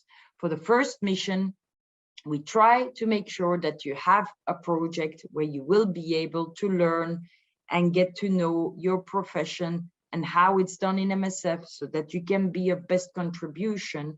But we are needed all around the world. And so it might be that the country where you go is very volatile, and that is where we need our staff the most. Health, good health, mentally, physically, definitely, and to maintain it in the project, like Clara says, you know, try if the project can, go jogging. You might have a volleyball team with your colleagues in the project. We always make sure that we get to work out to stay fresh and in good health. But it is already a criteria when you apply. And with the COVID-19 impact on our work of the pandemic, there is actually the people that are older than 60-year-olds that have come to be in a risk group, as you know. So at the moment, we are deciding on case by case how we go about the recruitment of staff over 60 years old. For the administrative part of things, Norwegians or Icelandics need to have the nationality or a permanent residency in those countries, because we have, unfortunately, to get visas around the world, we have limitations when permits are temporary. But this is something we discuss on a case by case. What are the opportunities now for you? Well, the dynamic multiculturality that we work in. The opportunity is also to have a person that is in charge of your career. He's called your development advisor, and he will build with you over time where you want to go in terms of your profession and which areas in the world would you like to be exposed to. So you build that together. And there is, on one hand, we've talked a lot of the professional growth, but there is really one aspect to take into consideration is the personal growth that you're going to go through in your career. There's the hard skills, but the soft skills, that side of things. Like Clara said, you know, you're going to meet disagreements. You're going to have possibly conflicts in the field, maybe with the people you're living with tight all day, maybe with your local colleagues because you have different views on things, and you're going to actually learn a lot about yourself. You'll be exposed to situations that you haven't met before. You will learn and get a mirror on yourself. There'll be a fair bit of introspection that you will take the time to do, and that's for the better. And it is something really to take with humility into account that when you come to MSF, you will arrive as a learner, and people around you in your projects will actually be the ones that will be there as a support, as the knowledge that will help you best to build your career in different cultures, different backgrounds, different views on things. So the MSF career that we're talking about, well, with your engagement ongoing on several missions, and us investing in you, we will hopefully be able to see you evolving in coordination management positions that you can combine with life in Iceland or in Norway. You will come back, like Clara said, she'd like now to take a rest, maybe spend the summer in her country, connect back with your people. We find it very important. We will make sure that you get a break on time when we see you need it, to then be able to move over and consider a next mission. So it might be that you take a break from your current career, that you're taking a certain amount of time off. Of course, you go through your first experience of your first mission, you see how it is, but then we need you to wish to go on the next one if things go for you. Or maybe you actually resign from your job and you want to be available for an unlimited time. There's different ways of building this career with MSF, and it's really in dialogue with us. But the idea to have is the long term, is going to several projects over time. Now, conditions and benefits, and I'll be quick because I'm over time. So the international working context that we've mentioned in potentially unstable and high-risk environments for all our profiles, our medicals, our specialists, our paramedicals, and our non-medicals. We are an inclusive workplace, and we have a commitment to fundamental principles of equal employment opportunity. You will get a Norwegian contract. Icelandics will get a contract with the operational center of Brussels. You will get all medical travel insurance. You will keep your social security rights in your country. You will, of course, get a salary. At the moment in Norway, it is 17,589 gross per month kroner for the first 12 months in the field. The salary of Iceland is based on the operational center of Brussels and is in euros. You will get per diem money to live, you know, you're being lodged, of course, transport, all this MSF is taken care of, and your per diem is to pay for your food costs that we are giving you. And every 3 months, you get 5 days of holidays that you can then accumulate to go on a break and take holidays. Depending on the country where you are, you can take your holidays locally, maybe in the region of the continent where you are. Maybe you can come back to Iceland, Norway, but that's not always certain. It's really case by case, depending on where you go and where the situation is at that time. And of course, the influence of the pandemic has made things a little more complicated, as we all know. You'll get vaccinated. You will have an online, at the moment, pre-departure training. And we definitely offer psychosocial support. We have a person in charge of that in our office that makes sure she has time with you before you go on your mission. While you're on your mission, there will be psychosocial support available, and also on your return. We really consider it as a very high responsibility to make sure that we can support you at best in terms of assimilating and digesting things on the mental health side.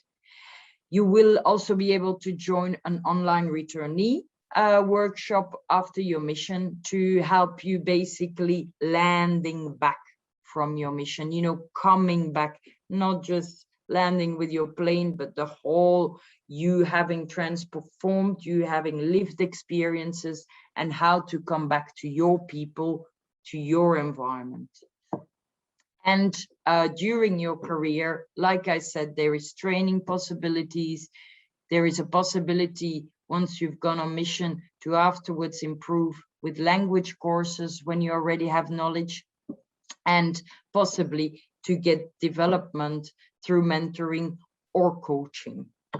For our students, we have an organization called Studenten Uten Grenzen. This is the website and their Facebook. And if you're not part of it yet, then I definitely recommend you to do so, because it will put you in contact with our community to be able to do activities, have presentations, etc., and be able to hopefully one day yourself become a field worker and be into the whole humanitarian medical aid that MSF provides. And we do fundraising, like we said before.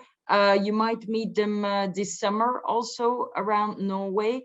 They are very important teams. As you know, 95% of the money raised is through our teams that you meet at your door or in the streets. So give them a warm welcome.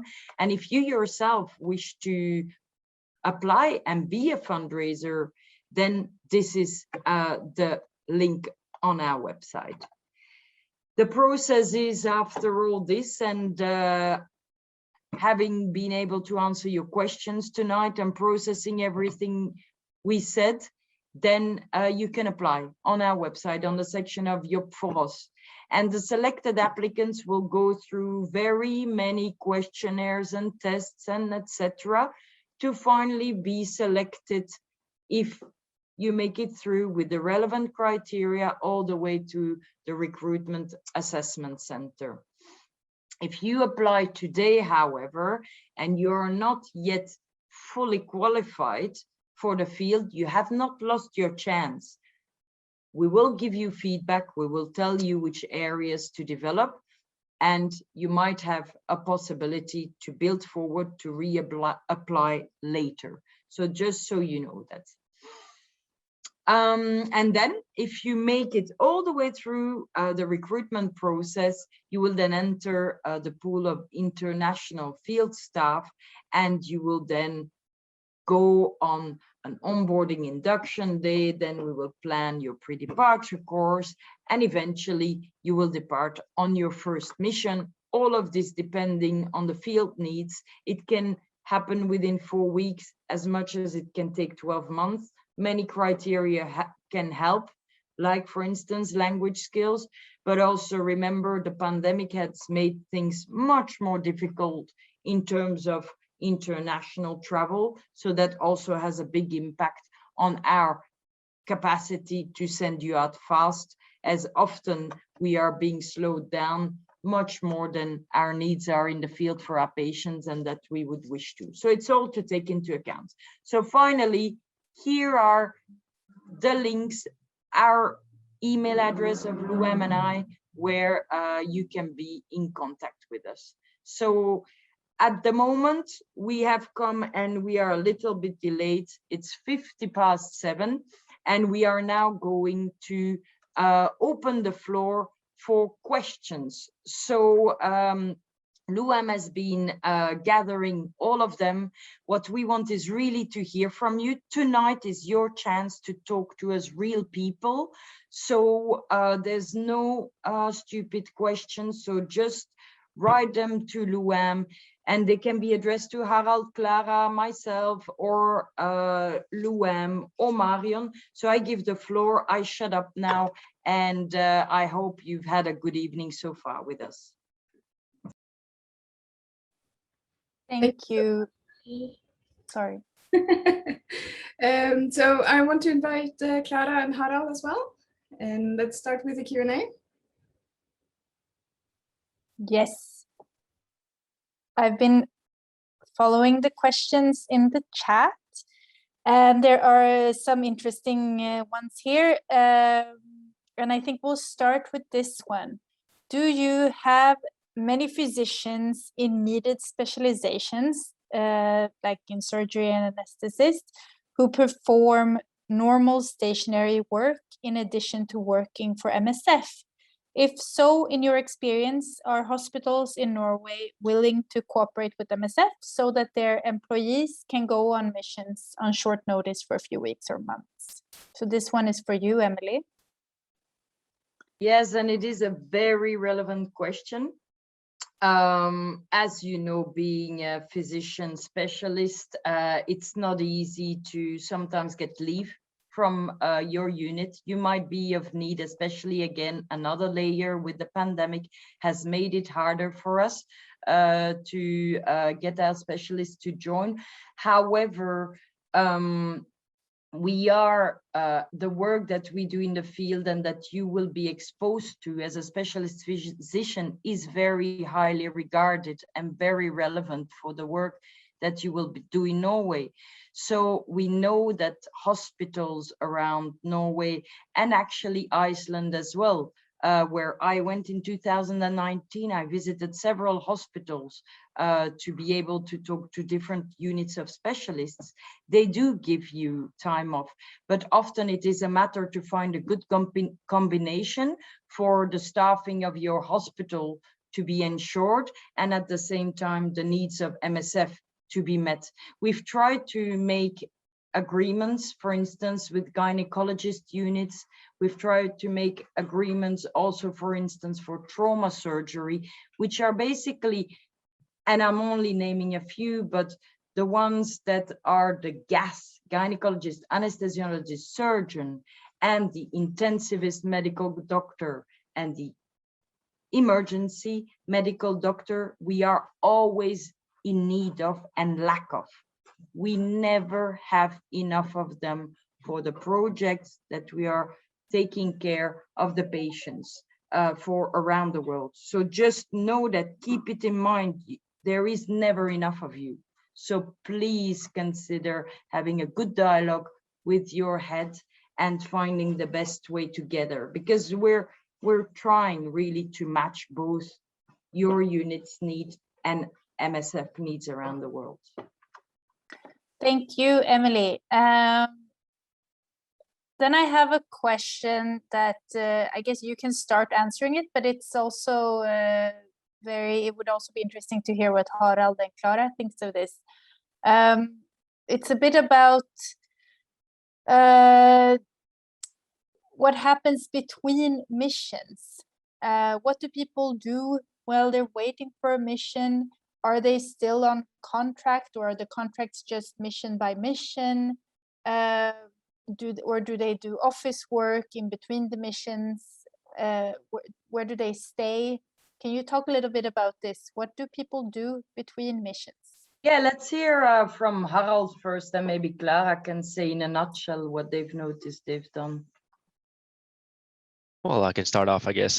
For me, my time between missions were really quite short. So what I spent most of my time doing was sleeping, playing video games, and drinking grown-up soda.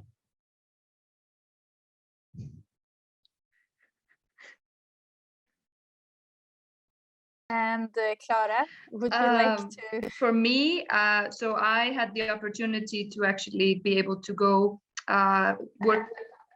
Yes, so I was actually able to go as I was working as a tour guide.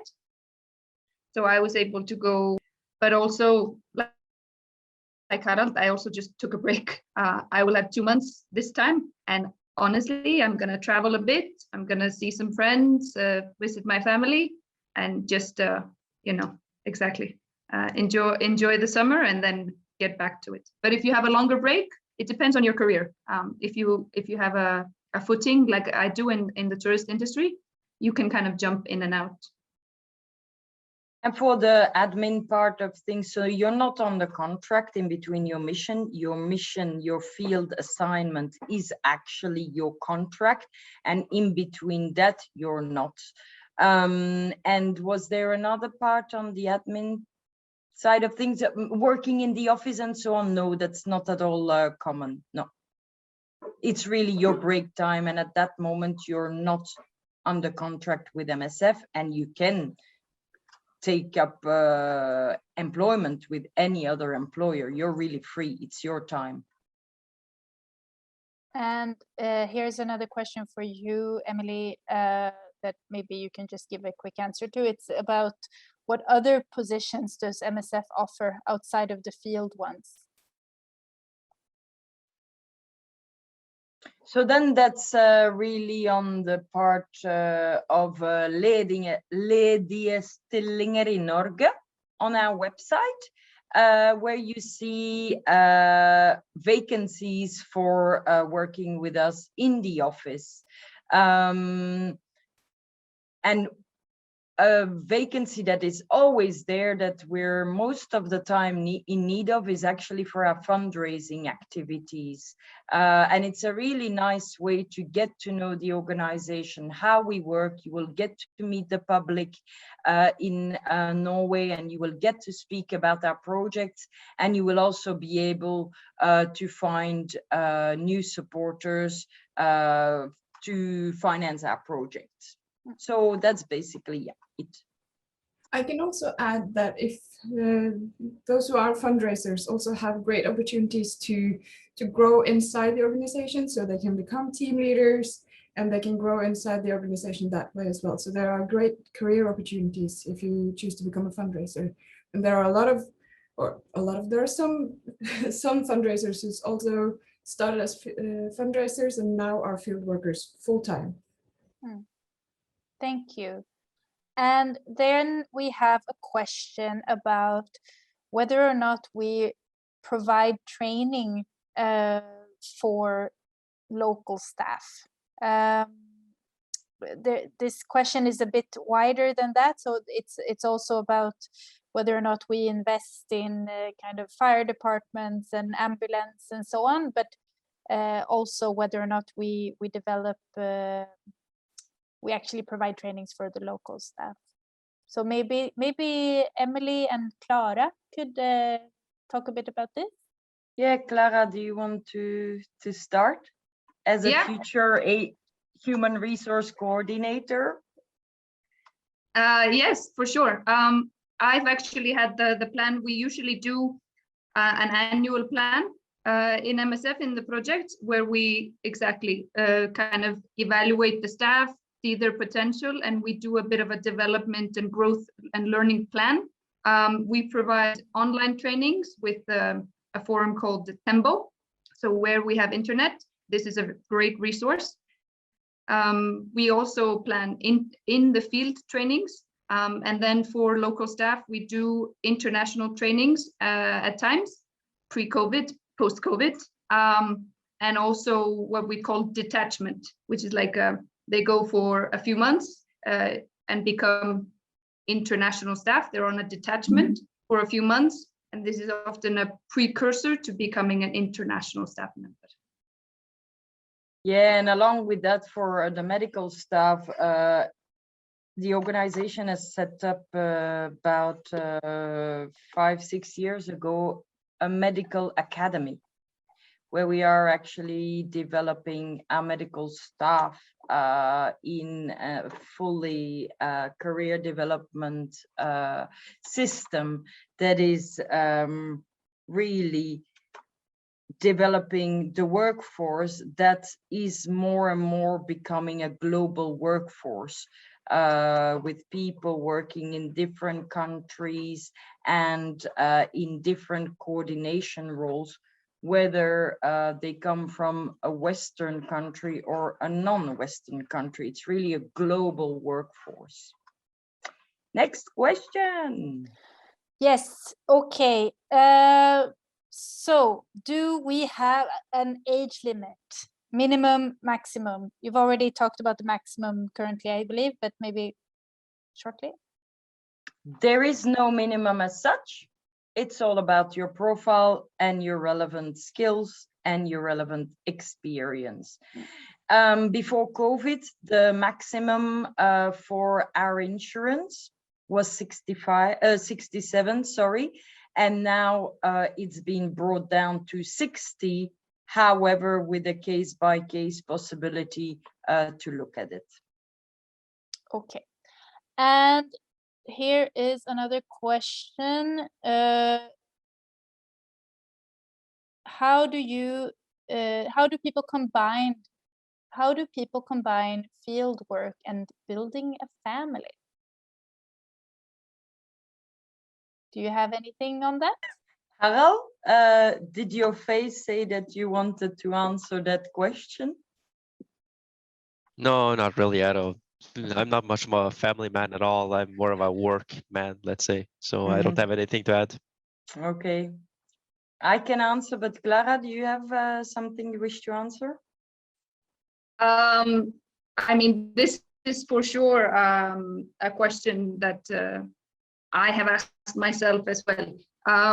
You can, for sure. I've seen many people do it. I've met both men and women that have families.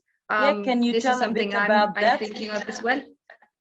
Can you tell a bit about that, how you saw they combined it? So I've, well, I think it's often easier for men. No, I've met men that have their wives are at home. I see it a bit more difficult for women, and I've met more of them when they have older children. I've also met them when they've taken a break maybe from MSF for a few years while the kids are young, and then they come back to it. They're taking shorter missions, going on where you're not away from home more than 3 months. But this is definitely something I'm thinking about, pursuing a career, but also thinking of building a life back home. It's a balancing act. You have to kind of find what's right for you. Yeah, exactly. Yeah, And also thanks. to quickly just add that we actually do have, though they are rare, family missions in MSF. So you can actually bring your entire family on mission. In Lebanon, for example, the logistics coordinator and the medical coordinator, they were a couple and they had their children with them on missions. And they had seen several missions with their whole family, 3 children. So it's not common, but it can happen. Yeah, indeed, it happens at the highest level of management of coordination that it is possible to go with your family, and also then in rather stable contexts. And overall, just a very common answered question that we get is, can I go in the field with my family? No, that's not possible as such. But when you grow high up in the organization with very many missions and very many years of experience, then it is possible to create that. Also, people meet in the field sometimes. That also happens. They make also MSF babies then. And so you build it from there. But back to the question for, more of a, let's say, a classic setup. It's all about the dialogue in your family. It's going to be all about the dialogue with your couple. It's like taking studies. Do you do it or not? How much investment can you put there? It's a very personal dialogue to have question. Yes, we do get a lot of applicants that are a bit saying, oh, my kids are 15, 16, they're big enough, they can do without me for a few months. But we also get younger applicants simply because they're there in their life when they feel they're beating for going to the field.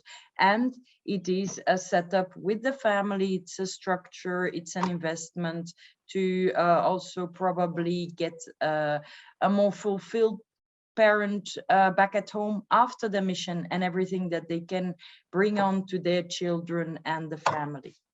So it's an as wide answer as we can give, because it's a very personal question. So here is another interesting question. So for those of us who have a general NGO political experience, like in advisor marketing or similar, or a background in humanitarian studies, is it even possible to get through your recruitment process? So there is a bit more information here in the question, but So for the humanitarian kind of background, really what we need is strong work experience from having worked with other organizations from the humanitarian sectors, and especially on strategy building.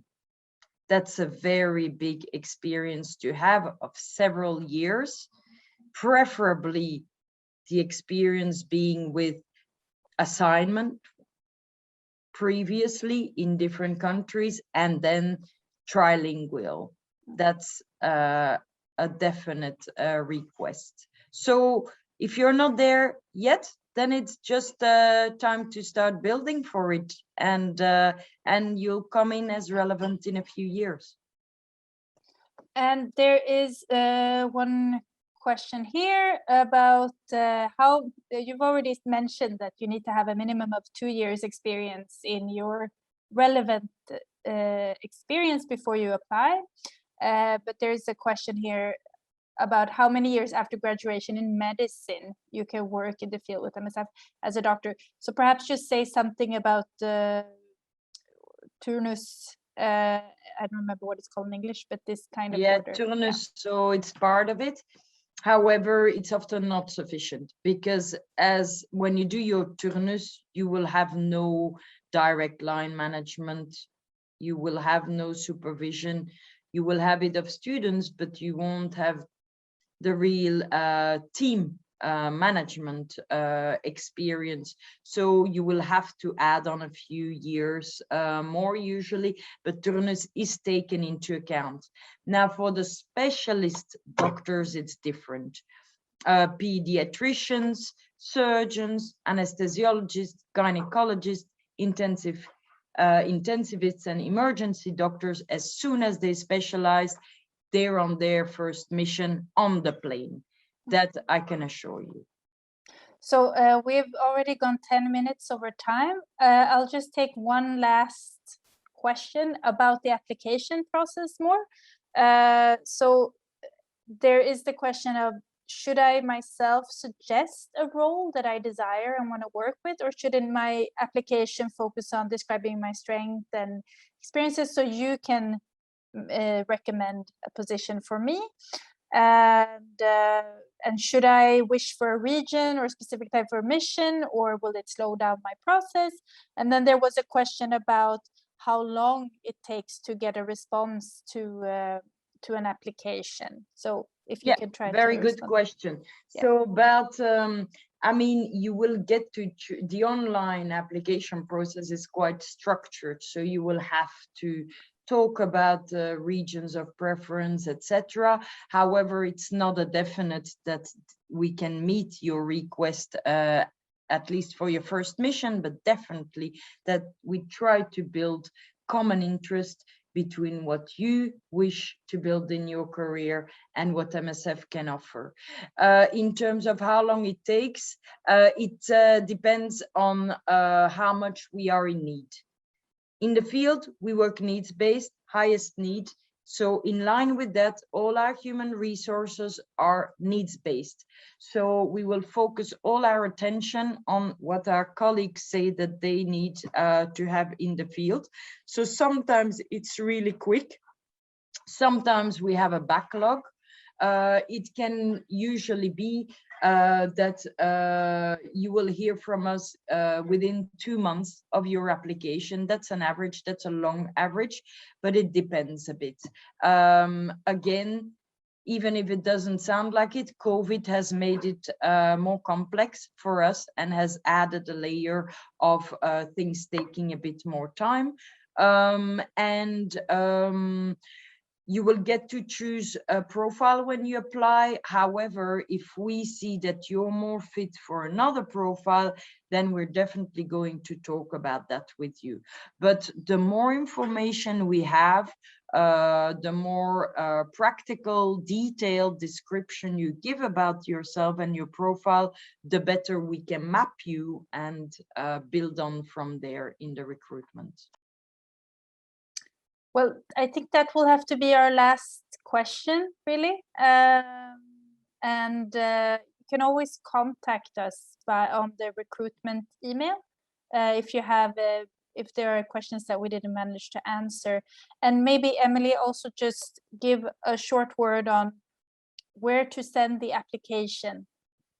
Where can they find this information? Yeah, so you go on legerutengrenzer.no, and then Job for Us has really everything we do in the field, and different sections, different areas of relevance for field work, and that we ask you to go through and to reflect on and to maybe talk with your family and maybe your partner, maybe your goldfish needs to have an opinion about that. And then there's actually a section that says applying for the field, and you go there, and then it's a whole automatic online application process. I have one last really interesting question, if I may, but we'll go a bit over time. I'm sorry, go ahead. But it's just. So we have some people in the meeting who have actually worked with MSF as national staff, and they're wondering what do we do for people who have worked in MSF previously in other countries. So how can very they? Good. Yeah.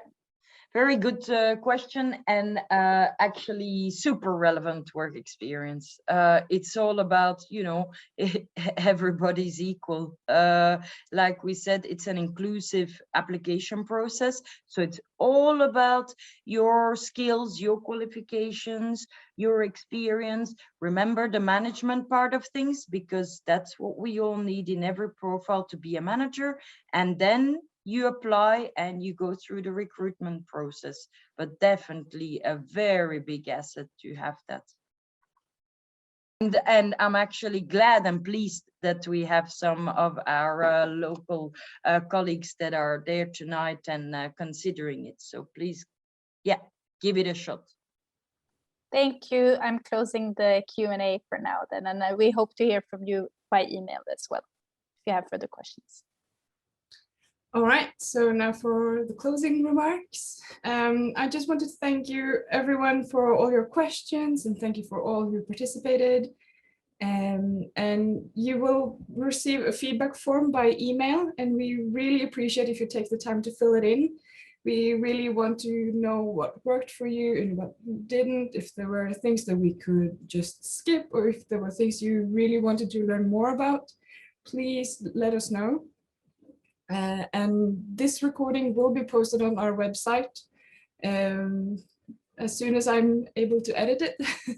And yes, if you have any questions, you can send it to rekrytering@legerutengrenser.no, and Luam and Emily will be ready to answer you.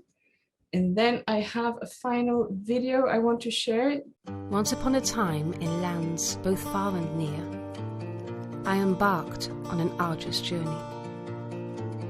I took the roads less travelled. I flew far beyond the mountains. He healed a mother and child. He climbed into the clouds. He risked it all for a better life. He breathed fire. She fought little evil creatures. She earned her shining armor. She addressed the giants of the empire. Stop bombing health workers. Stop bombing patients. She gave the elixir of life. She taught them magic spells. She unveiled the way. They showered us with their generosity. They screamed their indignation.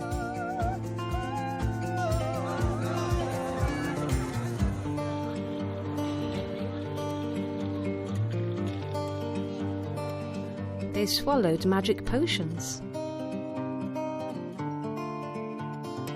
Where is the human rights? This is not camp, this is prison. They learnt how to walk. They lost their way. We found them between the sea and the stars. We had the help of wizards. We built castles. We kept precious treasures safe. We traveled into the future.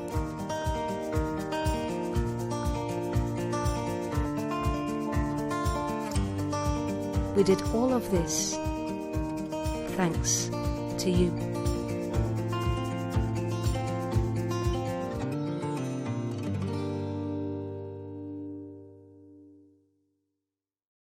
So thank you very much, everybody. Thanks, Clara. Thanks, Harald, a lot for your time tonight and your super great work.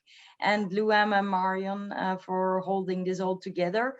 And you can support us in many different ways. You can support us financially, but really also by sharing the communication that we have out to speak out about what happens in our project on social media, on different platforms. Don't hesitate, just share.